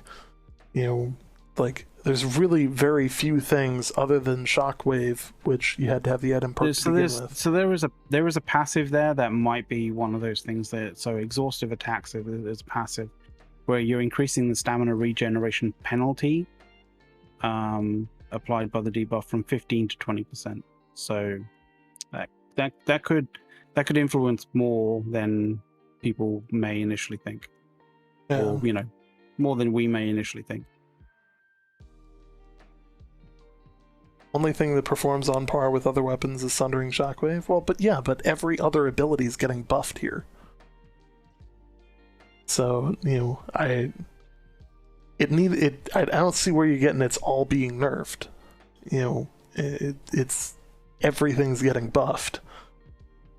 Sundering Shockwave is getting a little bit of a nerf, but it's because it was doing something that it's not necessarily designed to do. I don't think they're aiming. Like, if you look at if you look at their goal, our goal with some of the changes below is to make sure the power of Juggernaut Weapon Master trees stand out a bit more from the Crowd Crusher tree, and funnel some of the power of Shockwave's rend to the Armor Breaker's rend, which is where it was intended to be in the first place. Yeah, but I guess in terms of like utilization of perks and stuff in the world, in general, is people utilizing that Sundering Shockwave a lot because of its effectiveness, and because of that particular reduction is going to affect a lot more people than the buffs that they've kind of given, because obviously their goal is to make the power of the Juggernaut side of the tree to stand out a bit more and be a bit more attractive to people, rather than people always constantly going for that Sundering Shockwave. But the other kind of side of that is, are the other perks like as useful as capable to be utilized in the scenarios that you find yourself with a Warhammer, than say using Mighty Gavel or Armor Breaker, for example. So the changes might look as though they're buffing quite a lot on one side, but if it's not utilized much by many people who use the Warhammer, then it's kind of like we've increased by 300% the perk that gives zero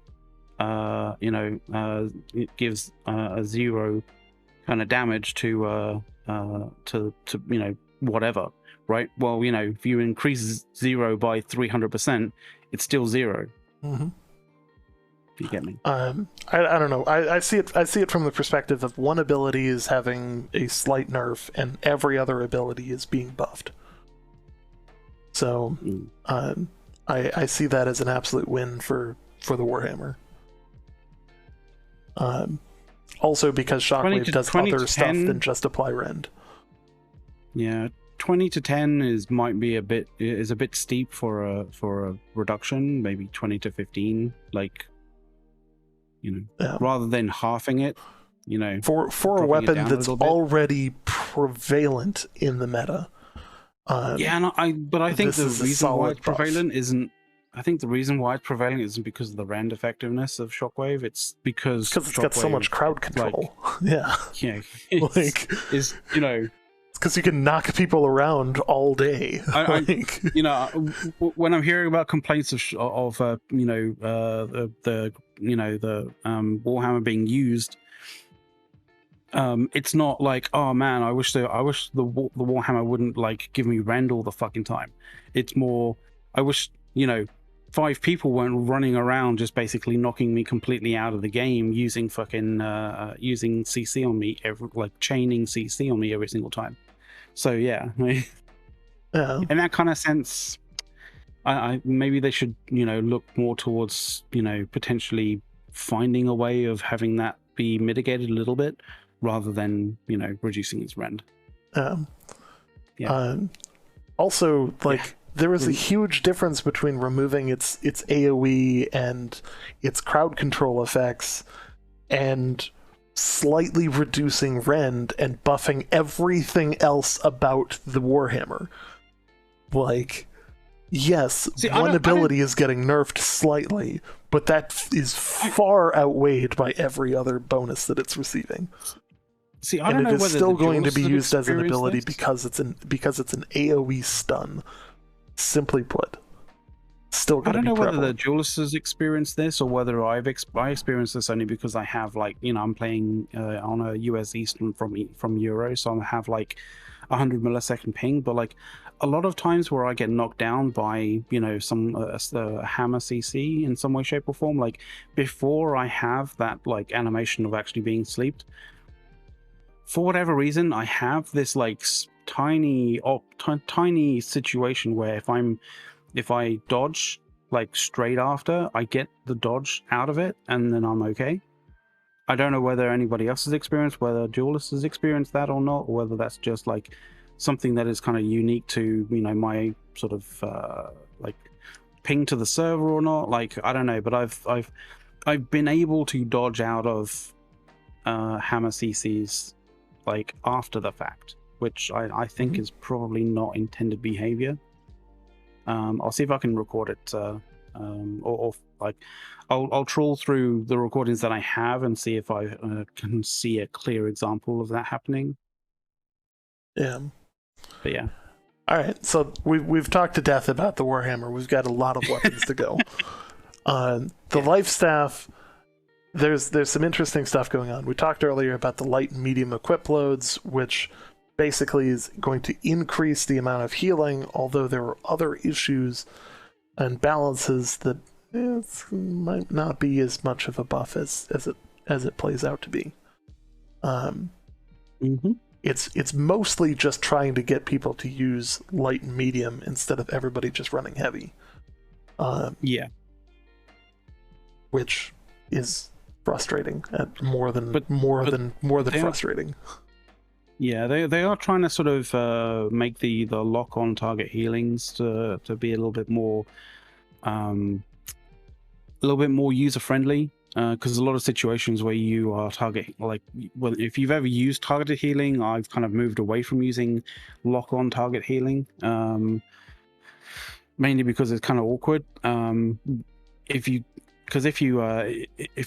have a situation where you're locked, the person who you're locked onto target heal goes sort of out of range or whatever, it literally like breaks and goes back to you or something like that. Like it goes to someone else, and like.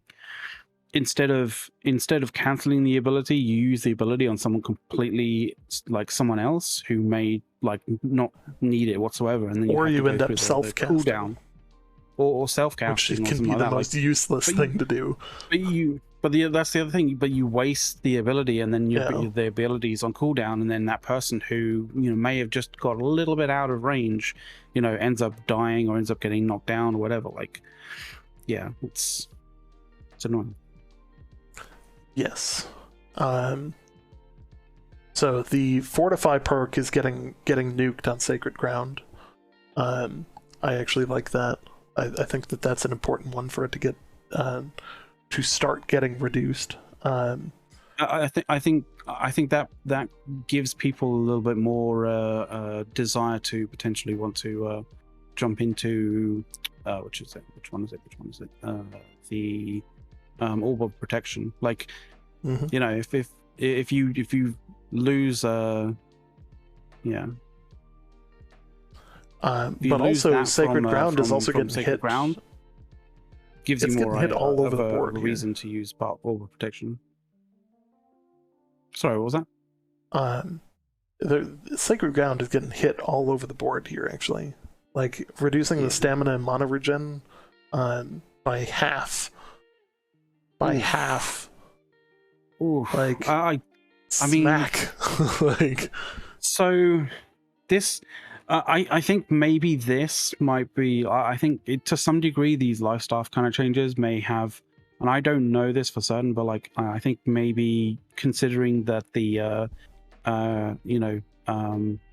public test realm isn't really great at being able to test things in large scale, like a large scale open world PvP or large scale or like 50-on-50 wars, for example. But I kind of feel that inclusive or taking these changes into consideration, along with the obvious utilization of people using the Void Gauntlet, is going to mean that like trying to hold a point or trying to stay on a point and stay alive in wars is going to be basically impossible. It's going to be much more deadly. Like I think a lot of these changes are designed around life staffs being too heavily used, or not too heavily used, but like they seem to stack too well, and they seem to they're not designed to stack, but occasionally there are, as the next thing says, there's an issue where they could be stacked. Okay. You like oftentimes you'll be in a fight in like Outpost Rush, and it ends up being 6-on-6 healers on both sides, and no one dies until somebody runs out of mana, or somebody kills a healer, and then it goes entirely one way. Like it'll be a full wipe the other way because the healer's dead on the one side. I think that this is going, the change in the fortify, the change in the stamina, so you can't just sit there and block, the mana regen, I think this is all based at taking a solid nerf bat to healing and going, okay, this is a little bit too effective. Here's a way that we can make it less bad in large fights. I get that, but like, you know, you have to take into consideration that base healing is down by 20% across the board already, right? Mm-hmm. Plus, you know, you in order to counteract that, you're going to have healers basically going into medium and light builds, which means they're going to be far more, you know, far easier to take down. You know, they're not going to just basically like you know, tank through the damage and then like throw down heals once they get you know, get through the cooldown kind of thing. So good. I think I kind of feel like Lifestyle's going to get like a real beatdown in this, especially with everything else that's kind of going along with the changes. But we'll see. I like that. I like that. Healers should be the focus. They should be something that are targeted first. They should be something that are a strategic value that you also have to protect and peel for and make sure that they can get away. And they're also going to have to learn to dodge. I honestly feel that. I mean, well, the thing is, if you're in heavy, you can't dodge, right? So Mm-hmm. if you're in so light, now forcing them into light, they you can have dodge. to learn to dodge. Yeah, fair Mm-hmm. enough. But I kind of feel like even in light, like, you know, you're not going to be dealing, you know, with all of these nerfs as well as the Void Gauntlet. Like, I kind of feel like there's going to be I mean, I could very well be wrong. I could very well be wrong, but I kind of feel like there'll be many people who kind of go like, well, what's the fucking point of the life staff? Like, I don't get decent heals in order to mitigate damage in any way, shape, or form. And like, you know, if a guy with a great axe looks at me wrong, like, I'm fucking dead straight away. Mm-hmm. You know, so I think there will be a lot of people who run life staff who will just be like, fuck life staff, I'm just going to go to something else. Like, it's making it more skill based, which I think is important for that role. Now, I also think that damage dealing in heavy should get a similar nerf bat, because I don't think that you should be dealing crazy amounts of damage if you're in heavy versus light. Because you just got a Warhammer get like bonused in damage all over the place. Yeah, they obviously went the other way with that damage one. Damage bonus. Yeah. You know, maybe rend effectiveness down. Yeah, fair enough. But like, yeah, other things, you know, increased. Anyway, so there's a number of other changes. You know, nothing overly crazy. But let's move on to the hatchet. Yes. So the animation canceling with the hatchet has been a serious problem. I just want to say something real quickly though. I like the fact that they are putting a little blurb at the start of each one of these to say what they're intending to try and do, rather than just giving it to us and we having to like figure out what the fuck they're like, you know, trying to get to. Yes. You know, say for example, for the hatchet, they're saying like, we wanted to buff the throwing axe tree to make it more useful, buff the infected throw ability to make it more viable as an anti-healing ability, and improve the buffing for heavy attacks to make them more consistent to use. We also worked to resolve issues that resulted in missed hits. So, you know, you get a good indication as like, you know, why they want to do what they want to do. Yeah, so it's great. Absolutely. My hope is that this aimed throw, cancel basic attack thing, my hope is that that's referring to the butterflying ability that you could do that basically enabled you to get, I want to say it was like 4 swings off in the time it would normally take for 2. If you were really good at it, which is just bad. Like, I'm happy. If that fixed what I think it fixed, then I'm very happy that's a thing. Because that level of animation canceling, like literally being able to double your DPS, is a problem. Yeah. Oh yeah, for sure. Yeah. you know, it's similar to like what the life staff one or life staff fire staff, where you could animation cancel and like DPS turret your way through everything. Yeah, that was broken.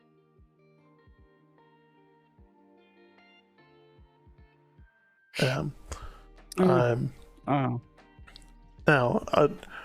a lot of the things here, referring to Bruised Apple in chat here, the game is in a state. The game is in the state at. Sorry, one sec. Can you speak today? It's a long day, apparently. With the game basically with the game being in the state that it is, there are a lot of bugs. There are a lot of things that are problems.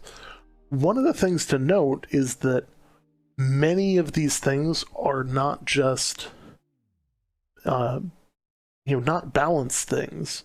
Many of these things are just fixing those issues. Like that's the majority of this, and we are like we are a third of the way through this list, by the way. So like Jesus Christ. We're gonna need to start flying through weapons here because I gotta work in the morning. We're working through it. But yeah. So basically, the hatchet's getting a solid hit if you use the butterfly animation canceling abilities. I think overall the hatchet's not really getting any major hits. I think it's actually getting some solid buffs, with the infected throw being improved. And yeah. So let's move on to the Great Axe. This one, unfortunately, does not have the comment section from the devs on the top. Oh, god damn it. They were, right after we praised them for it. They went to 3 and they were like, oh, no, I can't be asked. They did one for sword, fair enough. All right. Great Axe, no. Bow, no, but the rest of us. So a lot of fixed issues. Added grit to Whirlwind, which I think is actually a solid benefit. Which means I don't think it's used as much, but like, yeah, good. I think in terms of the new meta, you're not going to see nearly as many mages, that's for sure. You're probably going to continue to see healers because they're necessary. You're going to continue to see Warhammers. I think you're going to see a lot more huge. Medium weights builds for healers and potentially great, various different things. Mm-hmm. But you're definitely going to see some people trying to stick with the heavy, the the heavy armor kind of like healers and stuff like that, and just getting dunked on. Mm-hmm. Rapier is definitely going to become an interesting weapon to have. I honestly think Dex weapons as a whole are going to become a lot more relevant.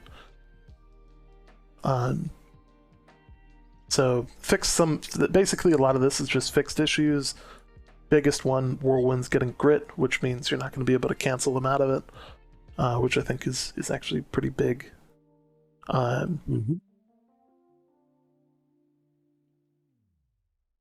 Incorrect hitboxes. That's an interesting one. So let's go to the bow. I'm seeing this for the first time.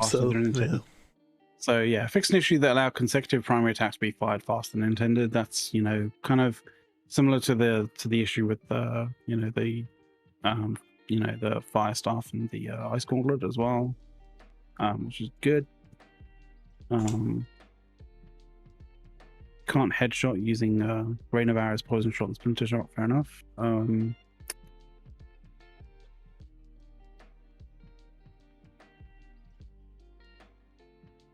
Okay, some quality of life stuff. Reduce cooldown. Rain of arrows no longer hits enemies through doors. Thank you. That's good. Oh, Jesus. All right, let's go to swords here. I don't think bows really didn't get anything crazy. They reduced some cooldowns, which I think is going to give it this. It's going to be buffed. It's, a solid buff here. There's a 5-second cooldown on poison. There's a 6 seconds off a rapid shot. Like Fixed an issue where hip firing with the bow was triggering the height precision passive from a musket ability tree. What's going on with that currently? Apparently, heightened precision means hip fire. Interesting problem there. Yeah. Okay. Sword wise, they're updating it to make leaping. So basically, making leaping strike ability feel better. Leaping strike's always been a bit of an awkward one to make it either feel good or because sometimes they go one way and it feels like it's completely broken, like in a sort of really like it doesn't feel good to use at all, like it misses all the time, or they break it completely the other way, and leaping strike is just like some insane kind of thing that just like you can fly across the room and like murder somebody. So hopefully it doesn't go from one side to the other and then back to the other, that kind of thing. Start to sort of find some middle ground there. And obviously buffing for heavy attacks to make them more consistent. Okay.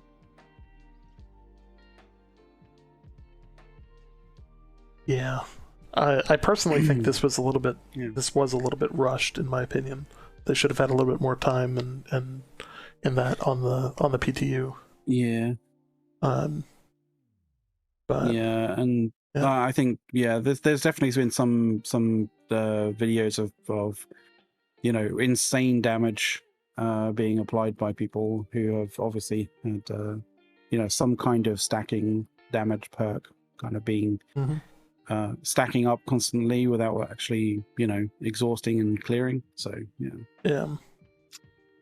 Hopefully they find, if they haven't found that already, hopefully they find it, because like it'll propagate if it hasn't already been found and fixed. It's okay. Let's talk sword and board here. The main goal of the sword and shield updates were to make the leaping strike ability feel better, and to improve the buffering of heavy attacks to make them more consistent. It's basically fixing issues. Leaping strike reduced the cooldown from 25 seconds to 18 seconds, increase the damage scaling from 135% to 150%, sped up the recovery after leading. Thank God. That is actually a big one. Sped up the recovery after using leaping strike to make it easier to transition into other attacks. Basically, you used to just like lunge at them, and then like the recovery from that before you could do anything else was pretty punishing. Yeah. All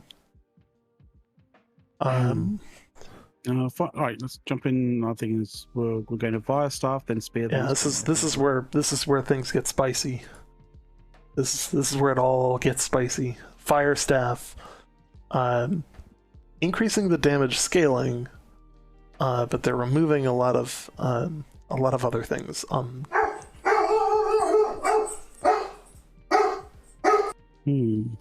let you take this one, as I've got to figure out what set off my dog. All right, so they're increasing damage scaling from 134 to 170. The Pillar of Fire is basically targets the cast when activated, but there's some issues with the Ruins of Helios actually being activated and not activated, which is good.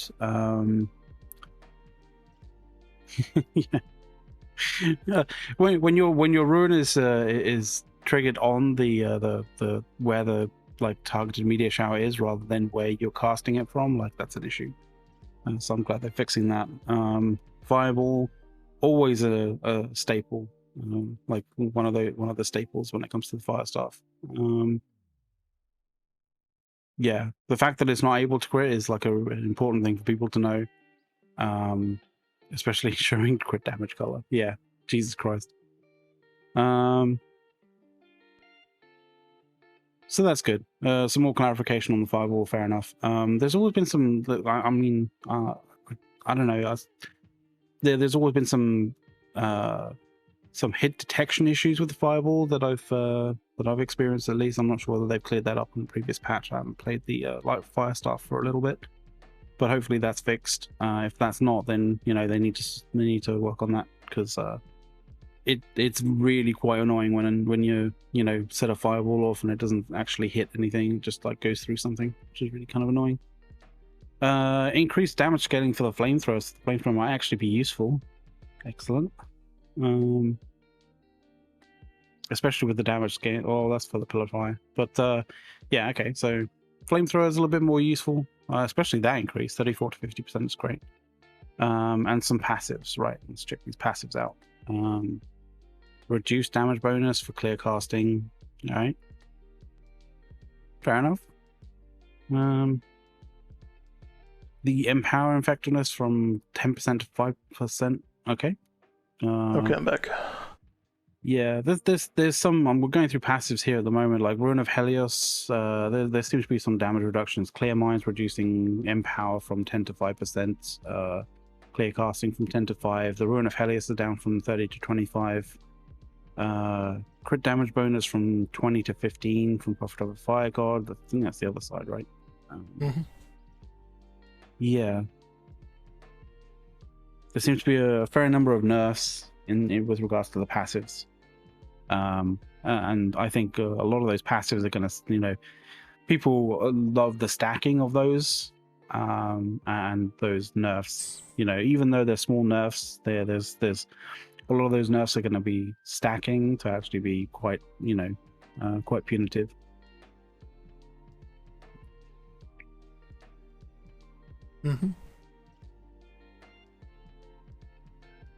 The reheat, though, reduces the time without activating the ability for the trigger to reheat from 6 to 4 seconds. So, yeah, that's going to be an interesting one. All right, so let's move on to the spear. Yep. So basically, the fire staff's getting nerfed in the passives pretty hard. The goal here is to buff some of the lesser used abilities and make a wider selection of abilities feel viable. Which, okay, basically bringing up the bottom and leaving the top where it is. Sounds like their goal, at least. Increase the damage scaling, increased bleed damage. That's actually kind of big. Oh yeah, that's double what it is. So it's a solid buff. Damage scaling increases almost across the board here. That's pretty solid buff to the lesser used abilities. I think Spear is still pretty weak because they need to make some of the abilities not almost everything the Spear has can be dodged if you know what you're doing. So I think it's lesser used because it's less effective. It can be effective in larger fights where the chaos will allow you to get away with more. But in smaller fights, it's telegraphs a little too well. Yeah, if your opponent is watching you like a hawk in a fight, it's going to be difficult to get those in. Because they're telegraphed so well. That said, for PvE, the spear has been and will always be a very good weapon. So for PvE, for PvP, it's been challenging, but it's also it's also going to be. I think some of this is going to bring it into relevance, provided they make some other changes. Ice Gauntlet's up next. Goal with the Ice Gauntlet was to tone down the effectiveness of some of the maxed out combinations of abilities while still maintaining their individual usefulness. Heavy attack. Increased heavy attack startup and recovery time to make it more consistent, to make it consistent with other magic weapons' heavy attack timing. I personally felt it was really slow to begin with, so I don't think it needed to... but that might just be me. Fixed an issue where the Ice Gauntlet movement while attacking was faster than other magic weapons. Interesting. Fixed an issue where basic attacks on the Ice Gauntlet could sometimes shoot through an enemy without dealing damage if they were too close. That happens way too often. Yeah, that could sometimes shoot through an enemy. It's like, well, Quite often, in actual fact. Here's some changes that didn't need to happen. Ice Storm, increased damage, increased time between damage ticks from 0.25 to 0.33. So basically, a solid nerf there for the amount of damage you can do. Yeah, because I use that ability all of the time in Outpost Rush. Like, just spam it in a crowd and watch massive amounts of damage fall. Yeah. Fixed an issue where the Ice Storm did no damage if the player had the Unending Thaw item perk. Yeah. You only equip that one once before you're like, oh no. Fixed an issue where the Ice Storm didn't do damage to enemies immune to slow. Yeah, those are specifically a PvE situation. Yeah.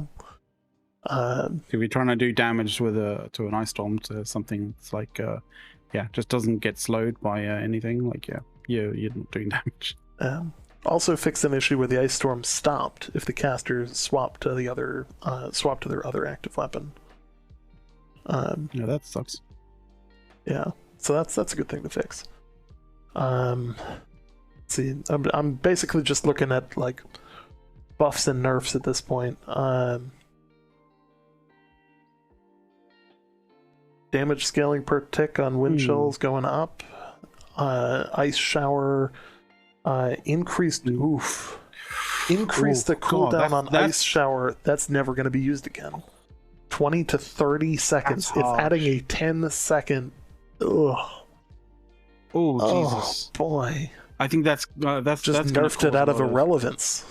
I think that's going to cause a lot of people running Ice Gauntlet to be caught and killed. I think because a lot of I mean, well, that's one of your mainstay sort of defensive, literally a defensive barrier, right? You throw that up as a defensive barrier to be able to potentially get out of the way, to get out of dodge.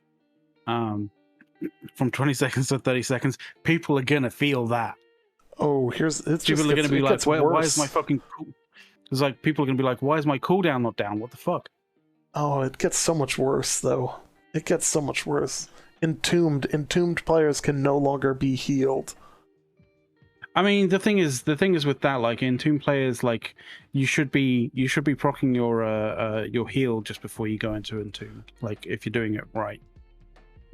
To be completely honest. Yeah, it's just that was your saving grace, because if you had to dive in, but it was your saving grace to potentially get something like Incinerate off and then swapped over to your Ice Gauntlet to heal heal yourself up and then blast out of your Entomb so that you could get away.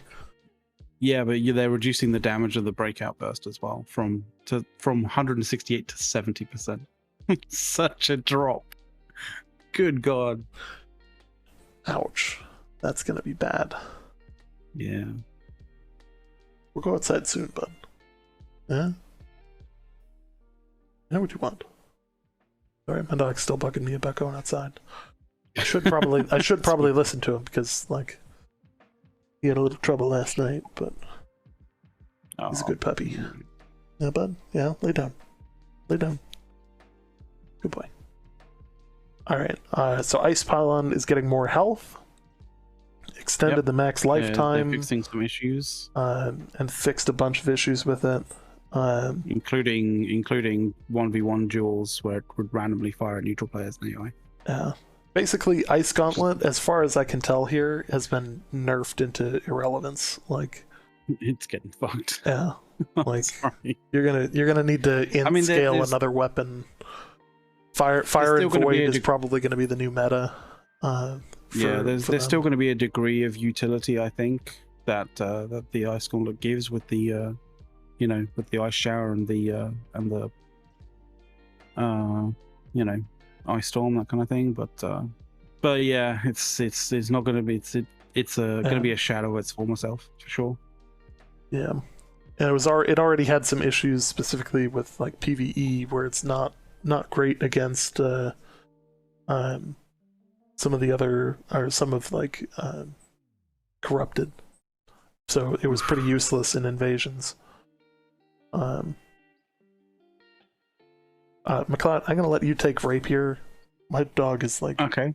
hovering around the door, and I wouldn't normally do this, guys, but like this is not the normal time that we stream, and Yeah.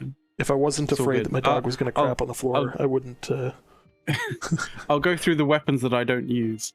Yeah, I will be back very shortly. Oh yeah. Okay, so let's jump into the rapier, right? So fix an issue where Tondo, Flourish, and Fleche had their cooldowns begin a frame before the hitbox would appear. As a result, the abilities going on cooldown if the attacks was interrupted earlier than if they did not hit. That was kind of the same thing as the spear as well, because they had an issue with the vault kick, and the same kind of thing with the vault kick. So thankfully, people are going to be glad that their abilities don't go on cooldown if their attacks are interrupted super early, so that's good. Improve the homing on Flurry to fix an issue where the subsequent attacks would frequently miss or be hard to hit. So another improvement in terms of application when it comes to Flurry, so that's great. Overwhelm. Fix an issue where the upgrade was incorrectly applying stamina damage instead of just a block damage. So to some degree, I think that was probably utilized by people quite often. I can imagine people utilizing that as stamina damage. So that's kind of, I imagine that will be considered to be a bit of a nerf for the people who use a rapier. Tondo, reduce the cooldowns from 11 to 6. That's a straight up buff. Excellent.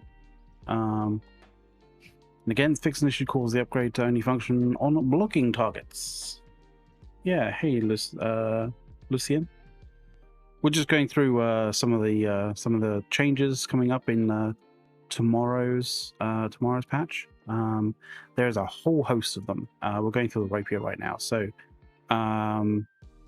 riposte. The cooldown is reduced from 20 to 12 seconds. Base stun duration from 1.5 to 2 seconds. I mean, this sounds like the rapier is just getting like straight up just, buffs across the whole lot. Lasting consequences, stun duration increased, base stun duration is increased, cooldowns reduced from the riposte. Passive momentum is an increased bonus damage from 25 to 30, but another buff. So literally, if you play rapier, you're loving this, because like this is just straight up buffs.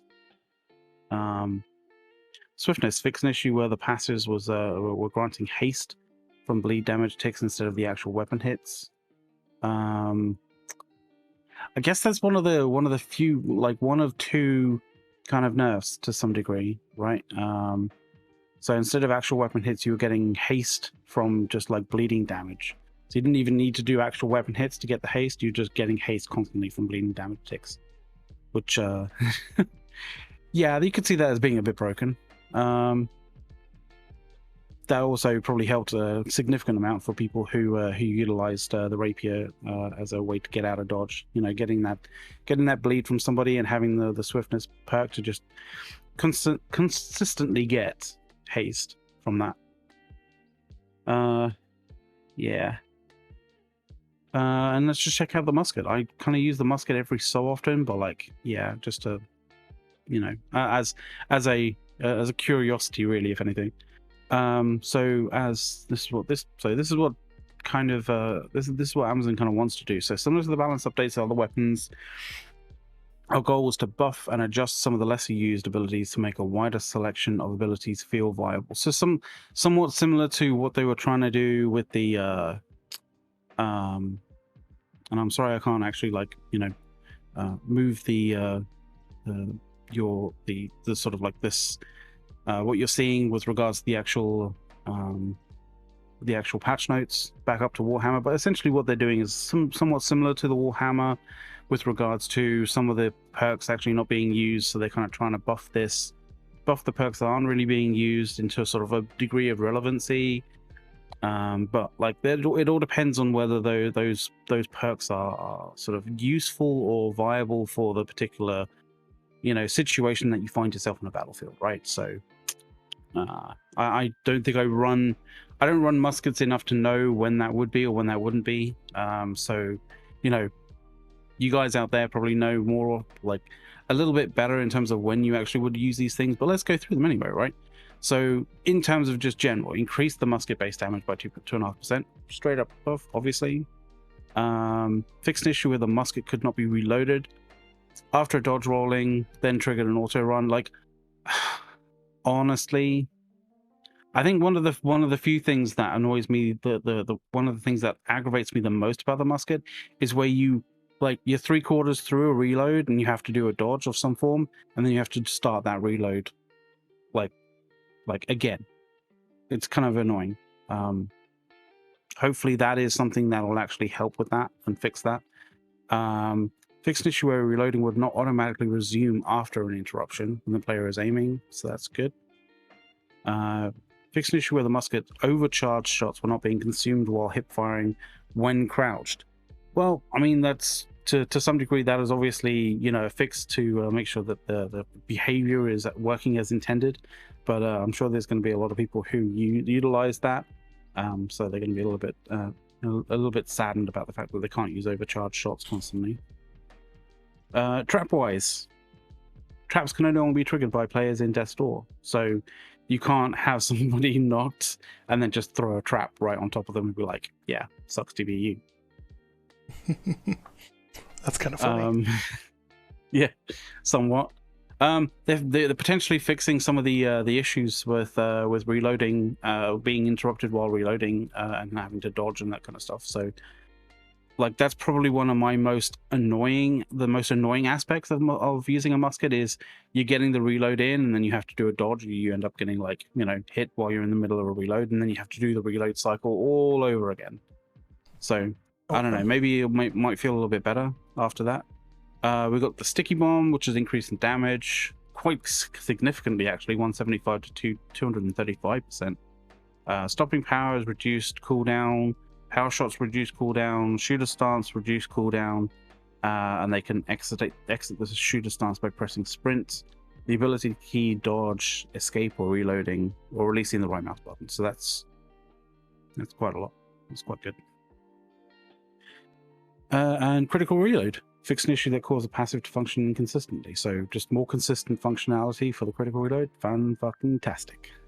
Absolutely. And then we're into AI.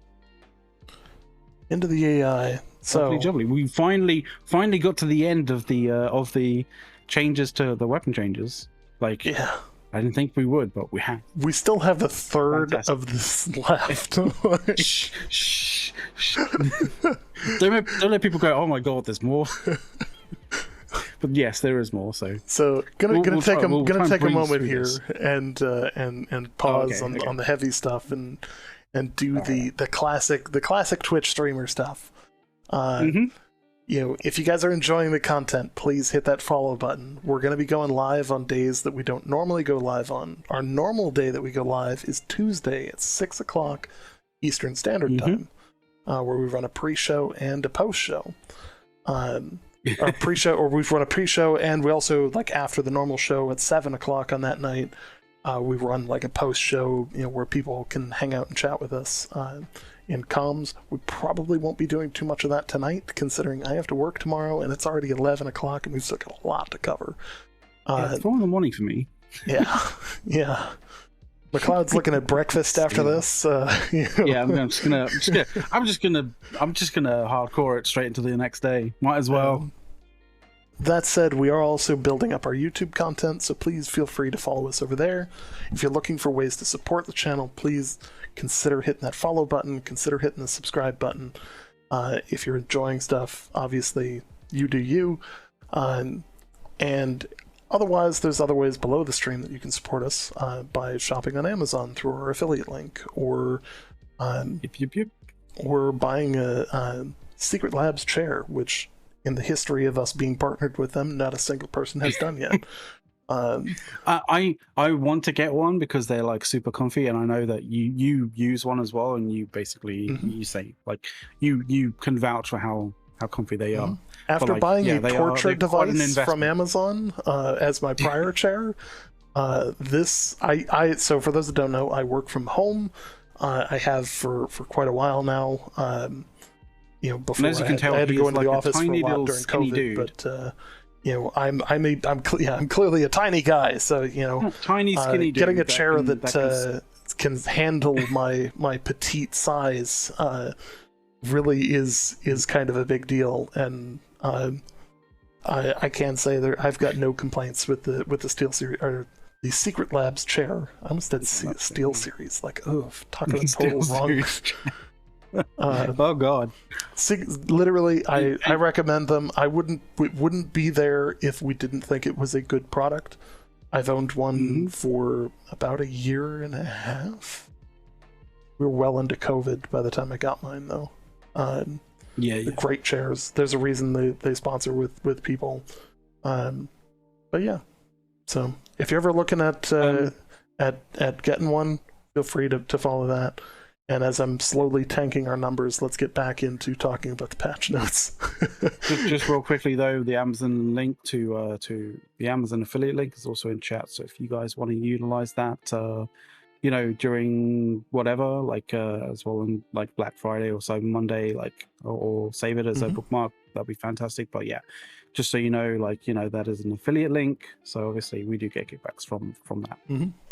And this is, for those that don't know, the patch that we're referring to, the New World Into the Void update 1.1, downtime will begin at 5 a.m. Pacific time and run for about 4 hours tomorrow morning. For many of the people watching us that are early, that'll be in about 9 hours. That is coming today, basically. Yeah. So that'll be in about 9 hours time. Yes. So that's good. So let's talk about AI. So yes, people complained that, hey, there's not enough variety. There needs to be more mobs. There needs to be more stuff. So they have now added more stuff. I think it's a legitimate criticism, to be honest. The AI is a little lacking, definitely somewhat lacking in compared in the early to game, yes. other things. In the later game, I think it's more balanced. There's some AI that kind of still is a little bit consistently bad, terrible in the late game. But there's some additional kind of stuff that happens, additional kind of moves and that kind of thing that happens to AI, to end game AI kind of variants. Yeah, fair enough. But yeah. I mean, it is Amazon Games' kind of first foray into MMOs. So they're working on their AI. Mm-hmm. So they've added in the Withered Swarmmancer, which I'm looking forward to, the Withered Beetle, which I have no idea what to expect there, the Lost Shaman, and the Lost Alligator Pet. So I don't know what to make of those, but that'll be interesting. Lost Alligator Pet, is this an undead alligator? I don't know. I mean, I think it's I think they're kind of getting into sort of obviously the lost versions of animals, right? So, I mean, we have corrupted bears and stuff, so why not have lost alligators? Yeah, and you could have ancient bears too. Animated bones, that'd be interesting. They've also added under the Ancient Guardians, they've added the Skeleton Mage. So those could be pretty good. I'm also wondering if that pet is something that you can get for your house, similar to the alligator that sits outside the depths. That'd be kind of cool. Yeah, dude, the corrupted laborer has gone swole. He's put down his picked up and picked up some weights. He's looking yeah. Well, at least now he'll have the hitbox associated with him that is constantly renewing health pots. Give him such a massive health pool for. See it before you get that pot through. Yeah, so that'll be an interesting one. Ooh, that's gonna be the Skeleton Mage. That's cool. I think so. Yeah, that's gonna be. That's really cool. Yeah. I think that's a Lost Shaman as well, the one next to it. Is that the Shaman, Could or be is the that the Withered Swarm Mancer? I'm not sure. Of which he definitely has a knife in his hand. So like daggers? Yeah. Early implementation of daggers? Yeah. Oh, hello. Yeah, that's the beetle, I think, right? Yeah. The beetle is... Oof. You don't want to run into that. That's... I mean, I don't know what I was expecting, but I wasn't expecting that. That caught me off guard. I mean, it looks fucking angry, right? Yeah. So we got the 3 images there. That's a pretty good set. Like, you know. Yeah. So, bug fixes and AI tuning. This is going to be another section that we go through, but we're going to cover just the highlights. We're gonna try and breeze through it really quickly. Health potions generate threading. Fix that.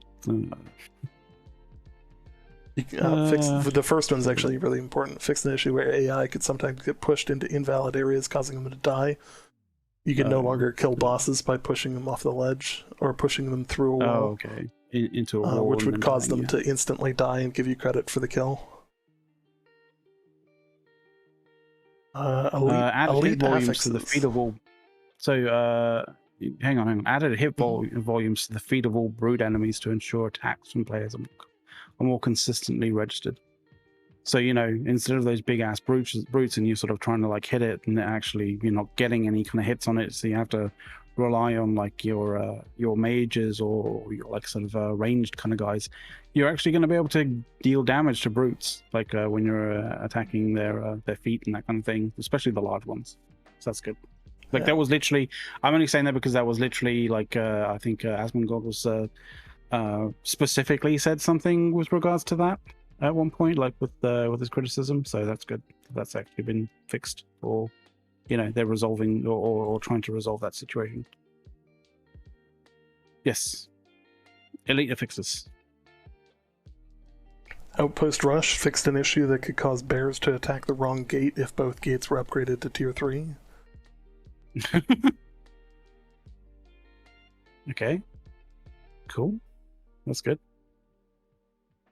Oh, they caught Oh on. No, they fixed an issue that allowed players to body block the Spriggan. Shit. Oh. That's gonna make it so much harder now. God damn it. Like, we still weren't succeeding, but like at least that was something. But that's gonna. I mean, at least they're reducing really the damage. At least they're reducing the damage of the Spriggan by 20%. Yes. And, reduces this damage dealt to structures by 50%. There we go. Oh, that gives you much more time, and you'll go through way less repair parts for that. That's So at least there's that. Like, yeah, you can't body block it, but like at least you can, you know, at least it's not doing as much damage to you or to structures anywhere near as much. So that's good. Excellent. It's like, well, can we body blocking still working? Yeah. Oh well, no, it's not. Oh, here we go. Corrupted commanders fixed the issue that would cause the commander to repeatedly use his dash attack, which nobody you guys think that this is like the whole thing because like it's a thing now, but like I cringe inside because that dash attack used to be way worse.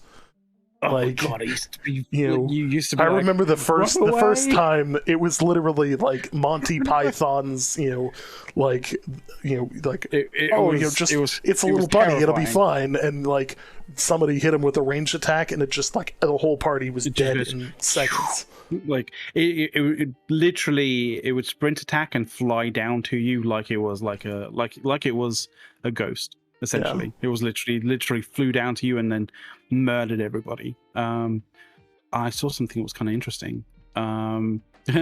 Actually, no, it was something that I definitely remember kind of going like, this guy's a little bit on the hard side for this kind of thing. Like, but Jonas the Corrupted, Did you take him on like solo, or did you do him in a I group? took him on solo, and that was a pain in the ass. He was a pain in the ass because of his healing for the most part, right? Like his self-healing was like fucking ridiculous. Yes, so I beat him with the life staff, and it took friggin' ages. Yeah, I know. That was painful. That was painful. So thankfully they reduced it so you don't have to like either spend like so freaking long trying to kill him, or like, you know, end up randomly coming across somebody who's doing the same thing and being like, okay, we can potentially actually do this with 2 of us. So good. This is good. This is really good. Void Destroyers, for those that don't know, Void Destroyers are the giant heads that pop up in invasions. They fixed an issue allowing the Void Destroyer's laser to shoot players through the fort's walls. Basically, you're still going to be able to hide behind the wall. They fixed the issue where you could occasionally not hide behind the wall and it would kill you anyways. Like, oh, don't worry, guys, I'm just going to hide behind the wall. He won't shoot my arm dead. Yeah. For those that don't know, that's how you tank him. You get his attention, and then you have one person kind of keep his attention, and you hide behind the barricade wall, and it shoots the wall and keeps its focus on you instead of killing absolutely everyone around you. Yeah. So, yeah. Oh, thank God for that. Yeah, I think there's just. This is just fixed this might change things. Fixed an issue with the height of brute characters that allowed them to get stuck in doorways. Is that going to change things for Outpost Rush? Like the brute coming inside the outpost? Oh God, that's all we need. Because that's going to make like the center point miserable. Like, yeah.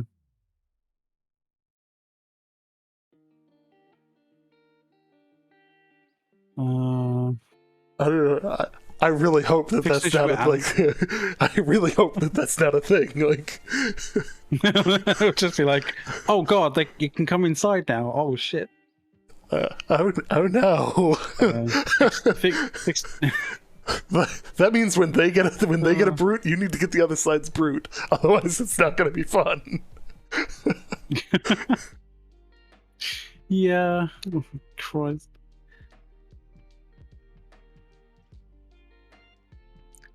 Yeah, I think these are just, you know, more sort of like consistency sort of stuff, like with the rest of these. Fixed an issue where peacock kills were counting as turkey kills. Yeah. The hard stuff, you know.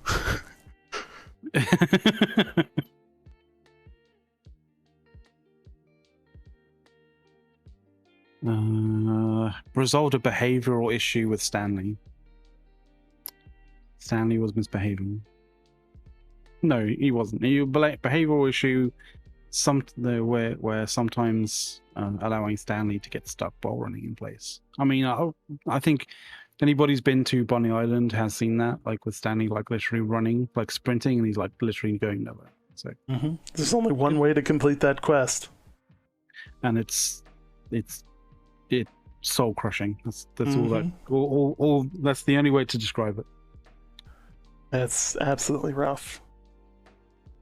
So expeditions are getting some changes as well. Simon Gray's fixes to always be the same static effects between each spawn. That's a decent change. In the depths, fixed an issue allowing hounds to be repeated.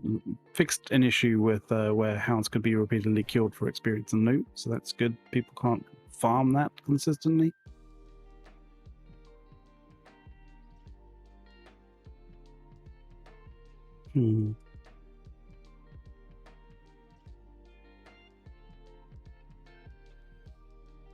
Fixed an issue causing his obelisk not to show beam of VFX. Yeah, that's always nice to know. You know, when like, you know, beams of death are coming at you or in a particular location, and you know not to sort of either be in the way or cross it. Just saying, you know, instant death from a beam is never a nice feeling. You know, when you're in the depths. Not that I've experienced that at all. Yeah. Tighten up Commander Shen's damage volume so that he could deal more consistent damage in the expected locations. That's good. That's actually a really good one. Fix an issue causing the Dragon's Breath spell to kill players at death's door. Oh, yeah. To actually be able to revive people in there. That's really good, actually. Fixed issue causing a corruption blast to be difficult to block for players. That's a big one as well. They fixed an issue with the pearl pedestal hitboxes to be too high. Oh, okay. You used to be able to, like, you had to shoot like well above them, because the hitbox was not matching the actual animation. Okay.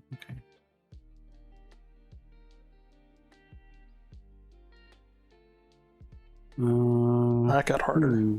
Fixed an issue causing minions to spawn at level 57 instead of 66. Well, there's also the causing Aeternum's dive attack to sometimes deal like nothing.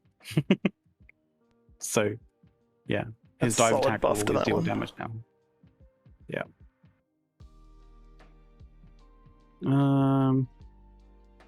Reduce the damage of the siren screen by 15%. Yeah, not bad, not bad.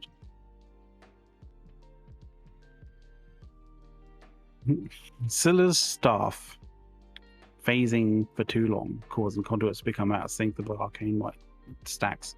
So basically, you know, her staff disappearing, or like, you know, the staff would disappear, but the phase, the sort of like the effect would last for too long, so you would become out of sync and you'd get like fucking hit by something random in the middle, like that you'd never see. Yeah. Interesting. Yeah. I think arena bosses. Most of that is, yeah. Minions are no longer going to drop loot and reduce the size of the model. Okay. Economy. Okay. Economy. Right. Now we're on to some other stuff here. So, yes, stuff that will actually affect people day-to-day We're out of the lives. bugs. We're out of the bugs. Faction. This is a big one, actually. Faction change cooldown has been reduced to 60 to literally halved. 60 days rather than 120. Which means that, like, I mean, if you already used your faction change, like, I think you're going to be like less than a month away from actually being able to use a change, or might be actually right now by now. I don't know. Hang on, is it?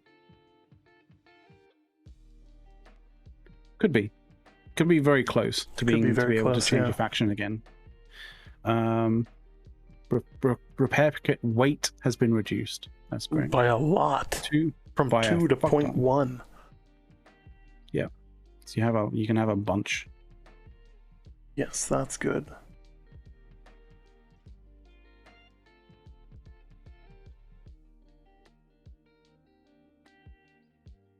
Oh, top rank of the faction shop for all factions. Chunks of consecrated iron used to create the resilient perk. So that's good. So this is an interesting. This is kind of one which I didn't think was going to be working this way. I'm not sure whether this is actually intended to be this way.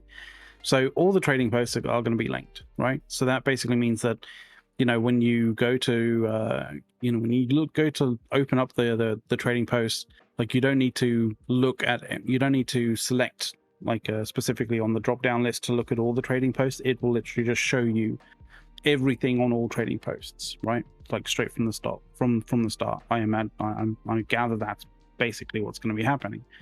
But in terms of taxation, right? And people are wondering about this because it's one of those things where this is the reason why it's actually being linked. That you're gonna, you know, you want to encourage people to be trading in different areas other than just Windswood and Everfall. So both the listing tax and the purchase tax will be paid to the territory where the buy or sell order was listed. So you don't have, so I'm not sure whether that is how it should be in order to kind of like reduce the dependency of people to be, purchasing and listing things in Windswood and Everfall. It's definitely going to make things interesting. I thought the way that it was going to be. This is probably the biggest thing for territory ownership. Linking these and redistributing the market based on pretty much where people are going to be farming this stuff is where they're going to be putting it up on the market. And then you're going to be able to buy stuff from other cities, which, is going to make it substantially easier to, like, let's say, like Cutlass Keys, for instance, is known for leather because of Fort Ramos and it being really easy to farm leather there. We have consistent sales of leather and high quality leather because we'll bring in stuff from the north, combine it at a T5 shop and, output it, which is great. So the issue that I have with this is the way that it's worded there. Both the listing tax and the purchase tax will be paid to the territory where the buy or sell order was listed. That is essentially how it works now, right? You put something up, you list something, and you pay the tax where you put it, right? Where you've listed it. Yeah. If you've listed it in Everfall, you've paid the tax for the listing in Everfall, right? Yes. If someone goes and wants to purchase it, they have to go to Everfall and pay the purchasing tax in Everfall. Well, but they don't have to buy it in Everfall. No, they don't have to buy it in Everfall, but it's where the buy or sell order was listed. Not where it was purchased, but where it was listed. So that's what I'm thinking. I'm wondering whether this text is correct or not. Because this text basically says that you'll be able to see everything and you'll be able to purchase everything, like, from wherever you are. But the tax, both the listing tax and the purchase tax, will be paid where the item is, not where you are.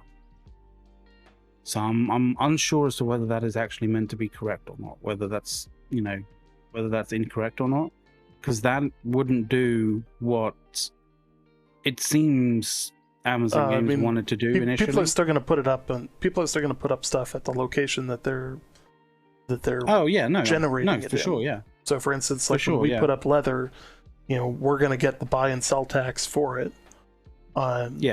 But when somebody else is going to buy it from us in another region, and they're going to be paying us tax for it. Yeah, and that's good. Like, that is good. Yeah. They don't specifically say that, those items will literally, appear in the location that they're being purchased from, but I imagine that's probably what's going to happen, right? I would hope so. Yeah. If it doesn't, then that's going to make things awkward. Yeah, that will make things awkward. Yeah. I bought all this stuff. Where'd it go? Oh, it's on the other side of the map. I still have to move it. Fuck's sake. Yeah. Although, to some degree, I like, from just a general sort of of quality of life, yeah, you would want to just have it appear in your inventory wherever you purchase it from. But from an ability to just teleport things, across the map, it's kind of a little bit weird and a little bit awkward, and that might break or cause issues further down the line. But I don't know. Yeah, we'll see. They've also reduced the maximum amount of days you can put something on the market, so you can no longer put it up for 28 days. The maximum is now 14, which is good. Reduced durability loss from PvP deaths by 10%. Was it down 10% previously as well? So it's now at 20%? Yeah, I think it's continually. I always thought the durability loss was already reduced. Yeah. At least I had that assumption anyway. Might have been what they were it might have been something they mentioned in a dev blog as, hey, this is something that's upcoming, and this is it just finally hitting. Oh, okay. Fair enough. Reduce the quantity of honeys gained from apiaries by 50% and amount of milk from cows by 65%. That's solid. That needed to happen because it could be accumulated. I think the cows are been fast. milked out at this particular point, so they're Jesus, I don't have any more to give. Yeah. Honey trees are unaffected. Excellent. For the average player, this is better. Housing taxes are now due every 7 days instead of every 5 days. No changes to cost, so players will gain 2 days of housing time without an increase to their taxes.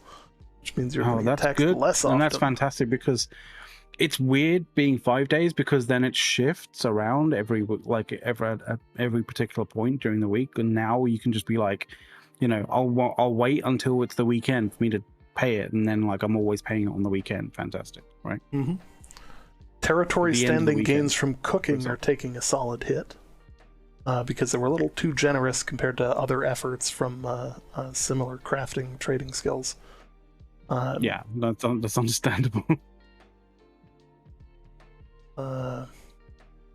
Yes, Hapless Homestead. If anybody's done Hapless Homestead, instead of requiring like 5 things and you're not quite getting 5, you've got 4, and you're like wandering around trying to find the 5th one and you're not getting a 5th one, so you have to like wait for ages for a mission item or a chest to sort of respawn the mission items. You now only need one rather than 5, so fucking thank God for that. I've experienced that multiple times during, you know, different playthroughs.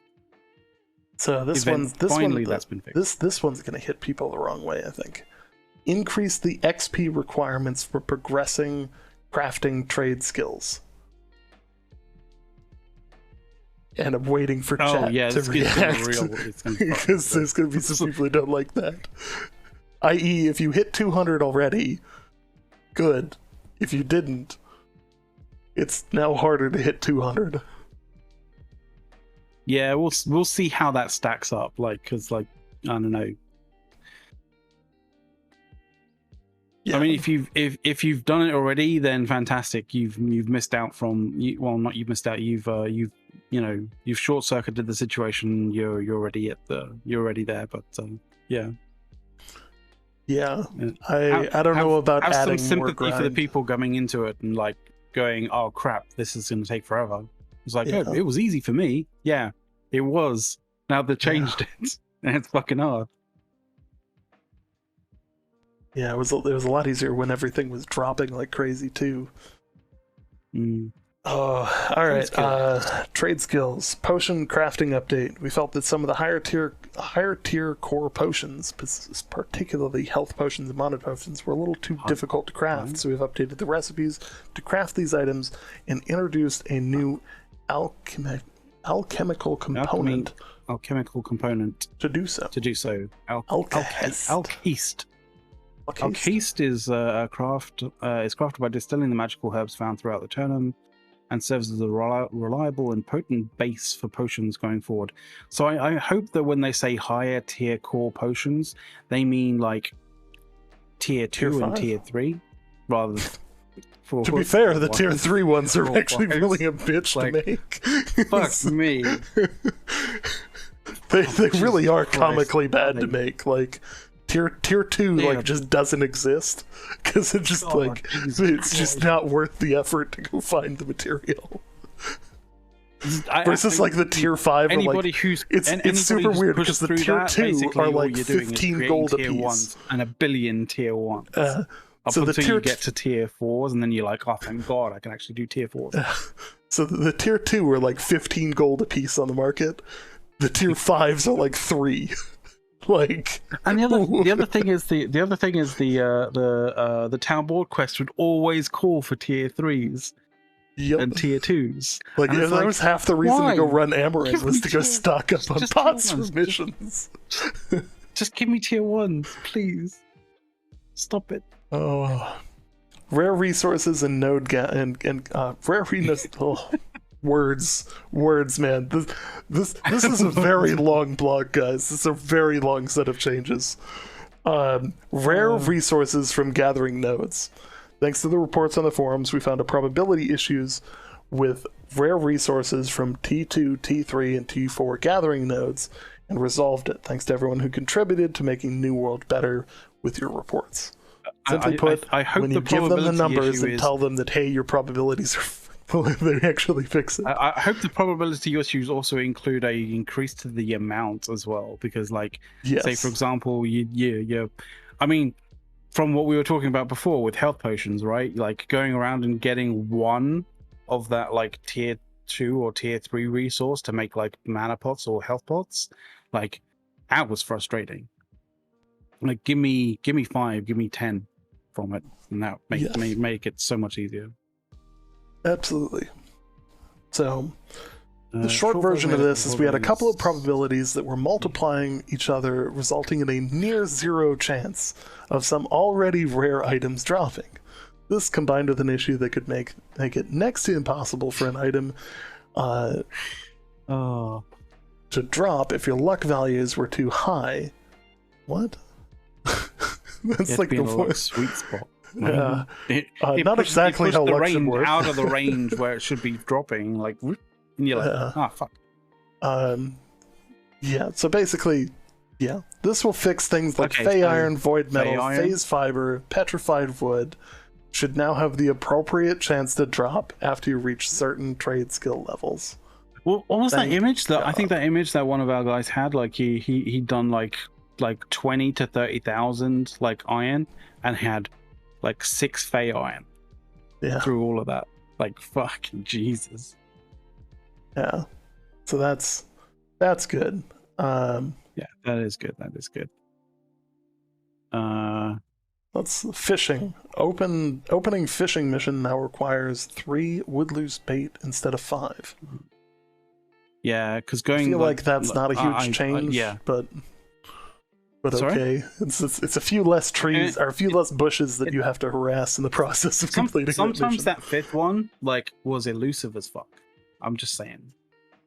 I only did the fishing ace level theoretically, yes. Although technically you could just go and buy it, but yeah. Just saying. Loot and rewards. All right. Added several new items as special drops from named knights around the world. Knights that are the quest targets don't have special drops. Interesting. Added a new style of weapon that dropped from knight. New style of weapon? Added several new named items as special drops from named knights found in the world. Yeah. Knights that are quest targets don't have special drops. So if you're going after a boss that's a quest target, they won't drop several new named items. But if they're just, elite bosses, I guess they will. All right, whatever. Add a new style of weapon that drops from the knight's enemy type. Okay. Added sets of weapons designed by the participants of Battle for New World event. These weapons are tier 5 and capable of being legendary if they roll a gear score of 600. Ooh, very interesting. I wonder if they actually will hint at whoever it was who designed it. Yeah, that would be interesting to see. Yeah, it would be interesting. No longer create buy orders that don't exist. There's a whole bunch of fixes here. Yeah, there's a freaking load of fixes. Like, let's go UI and social. Yeah. Alright, so streamer mode updates. Players can now individually block company invites, group invites, friend invites, coin transfer, trade request, dual request, and chat direct messages. Thank God. Fucking fantastic, especially the company invites. Yes. Choosing the full do not disturb will turn off all incoming notifications. Added beautiful. notifications to the sending player to let them know their invites and requests are blocked when sending to a player actively using the streamer mode. Super. Those are going to really, really help Let's Play streamers for sure. Yes. Especially the do not disturb one. Alright, salvage and repair. Added a tooltip on damaged gear indicator explaining how to repair. Added the damaged gear indicator to the inventory screen when a player has damaged gear. A tutorial pop up to better explain repair parts. Well, yeah, actually, I think that's pretty good because a lot of people don't really. I think there's a lot of people who actually don't know that repair parts even, or not repair parts, but like maybe repair kits even exist. Mm-hmm. And hopefully that is the tooltip does actually say something with regards to, using repair parts to repair, but also having repair kits available, like that you could make. So, fingers crossed. Absolutely. All right, so let's see. Notable bugs. Preventing overflow. This is actually a big one for rich people here. Players near the coin cap are prevented from doing trades that would cause one player to exceed the cap and therefore lose coin. That's actually really important. Yeah, like, yeah, you just bought that. Oh, yeah, you haven't got the amount of money for that you were trading because you. 500 gold, but 300 of it are vanished. Yeah, exactly. Titles fix the bug that caused titles to be set after each game update. Thank God. I thought that was going to be something else there from it. I thought like, they're going to fix the, the titles constantly being like reapplied to you every single time that you logged in. Like, I wish they fixed that. Yes. Added a confirmation prompt when attempting to take all from storage shed to avoid annoying accidental misclicks. Thank God.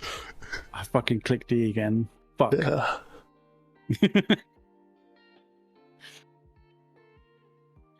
We now show an icon to members of your own faction when they are flagged. Oh, that's probably the best one. I don't know why this is buried so far down, but this is huge. Like, this is massive. Saving the best stuff for last here. You'll actually know who is actually in your faction flagged for PvP, instead of being like, I really hope these other two guys around me are flagged because I want to fight these three ahead of us. He'll help me in a PvP engagement. Why is he running away? Why is he not even participating in it? And why aren't they shooting him and like attacking him? He ain't flagged. Fuck. I'm dead. Yeah. Yeah, that's great. This is, oh my God. Upcoming war invasion tooltip on the map will now remain closed and not reappear when you open the map if you've closed the notification until the next war or invasion. You're gonna have to redo the Reddit banner, by the way. Yeah, I'm gonna have to redo the Reddit banner. Oh, for those that don't know, the Reddit banner has freaking pop-up on it. It literally has that pop up because it's like upcoming invasion. Yeah. Oh. And lastly, if foreign language strings are missing, it will no longer show debug strings. It will show the English text instead for better context. And we have reached the end. We've reached the end. We didn't think it was possible, but yes. All right, so I gotta say it. If you guys enjoyed this, if you enjoy the witty banter, the fun that we have with this in sharing this and the analysis that we have, please hit that follow button. At like that way you know when we go live next. That's like bare minimum. If you liked it, please hit that. It helps way more than you could possibly think it does. The Steam or the Twitch algorithm really heavily favors that. I want to say thank you guys. Simply put, we do this for you. There's no other reason for us to do this. There's no other reason why I'm up at 40 minutes past 4 in the morning. Yeah, my dog's looking at me like, you've got work in the morning. Like, we should be in bed. Like, but this was too important. So and of course, if you guys have the Prime subs, smash the sub button. We'd love that as well. But if you want to chat about New World, if you want to have a good time, have some fun, if you're looking for a company to join and a server to join, hey, thank you for the cheers, by the way, for the bits, much appreciated. Feel free to join the Discord. We play on the Paralysis server as Covenant. Even if you don't want to play Covenant and you fancy like jumping onto the Paralysis server and joining and fighting against us, go for it, because like I think we want we want somebody to fight right now. Yes, we need more enemies. We actually like, if you are in Syndicate or if you're in Marauders and you have companies that are looking for a challenge, like our kind of group of Covenant factions and governors have literally come to the agreement that we own too much of the map and we need to be actively cultivating enemies. Like to the point where some of our faction have actually left to join the other side so that it can be rebalanced. I think we just need to be toxic. Like, we need people to be angry and be able to, like, we need to kick these people to the curb. Like, I think Yeah. we're not toxic enough. Maybe I should post on Reddit where I play. That way, like, all of them can bring their hate that normally hits the mod This is where the guy is. Let's go kick his ass. Yeah. Yeah. That'll work. But yeah, simply put, thank you guys. I want to take a moment to thank our Patreons. I want to thank Amazon Game Studio, and most of all, as we always like to thank, we want to thank the newworldfans.com as they continually help us out. And if you guys want to check them out, feel free. They've got some great tools, great resources, and there's a link down. And hey, thanks for the sub to their site. Yeah, I believe the Void Gauntlet is actually main intelligence, secondary focus. I think if they went focus first, then Intel would be like, oh god, what have we done? Like, I think my new build is basically going to be Fire Void. Yeah, could well be. Yeah. So, but nice. With that, in an effort to get the cloud to bed while the sun is still down, and theoretically get me not so full night's sleep. Mine not so much, but like, it's still down, so that's good. Like, I won't feel really weird like trying to get to sleep when it's like light outside, so that's good. Yes. Yes. So I know that there's some people who are going to be upset with some of the things that happen in this patch. Got to remember, AGS does take feedback. They do incorporate it. So if there's issues with like the Ice Gauntlet and stuff like that, feel free. Make sure to put that commentary on the forums. It's really important, and make sure that it's not just like, Ice Gauntlet sucks. Well, okay, what about it sucks? What would make it better? What makes you feel that way? Why does it, why comparatively to another weapon, why is it worse? That kind of analysis gives them something to build off of. So, yeah, in what situations are you using it in where it sucks? Like, that kind of thing. Like, don't just say, what you feel, like what you emotionally feel about the weapon or about the mechanic. Like, tell them why you feel that way. Mm-hmm. So with that, as we always like to say, thank you all. It's been an awesome night, and we will see you in the new world. Hey guys.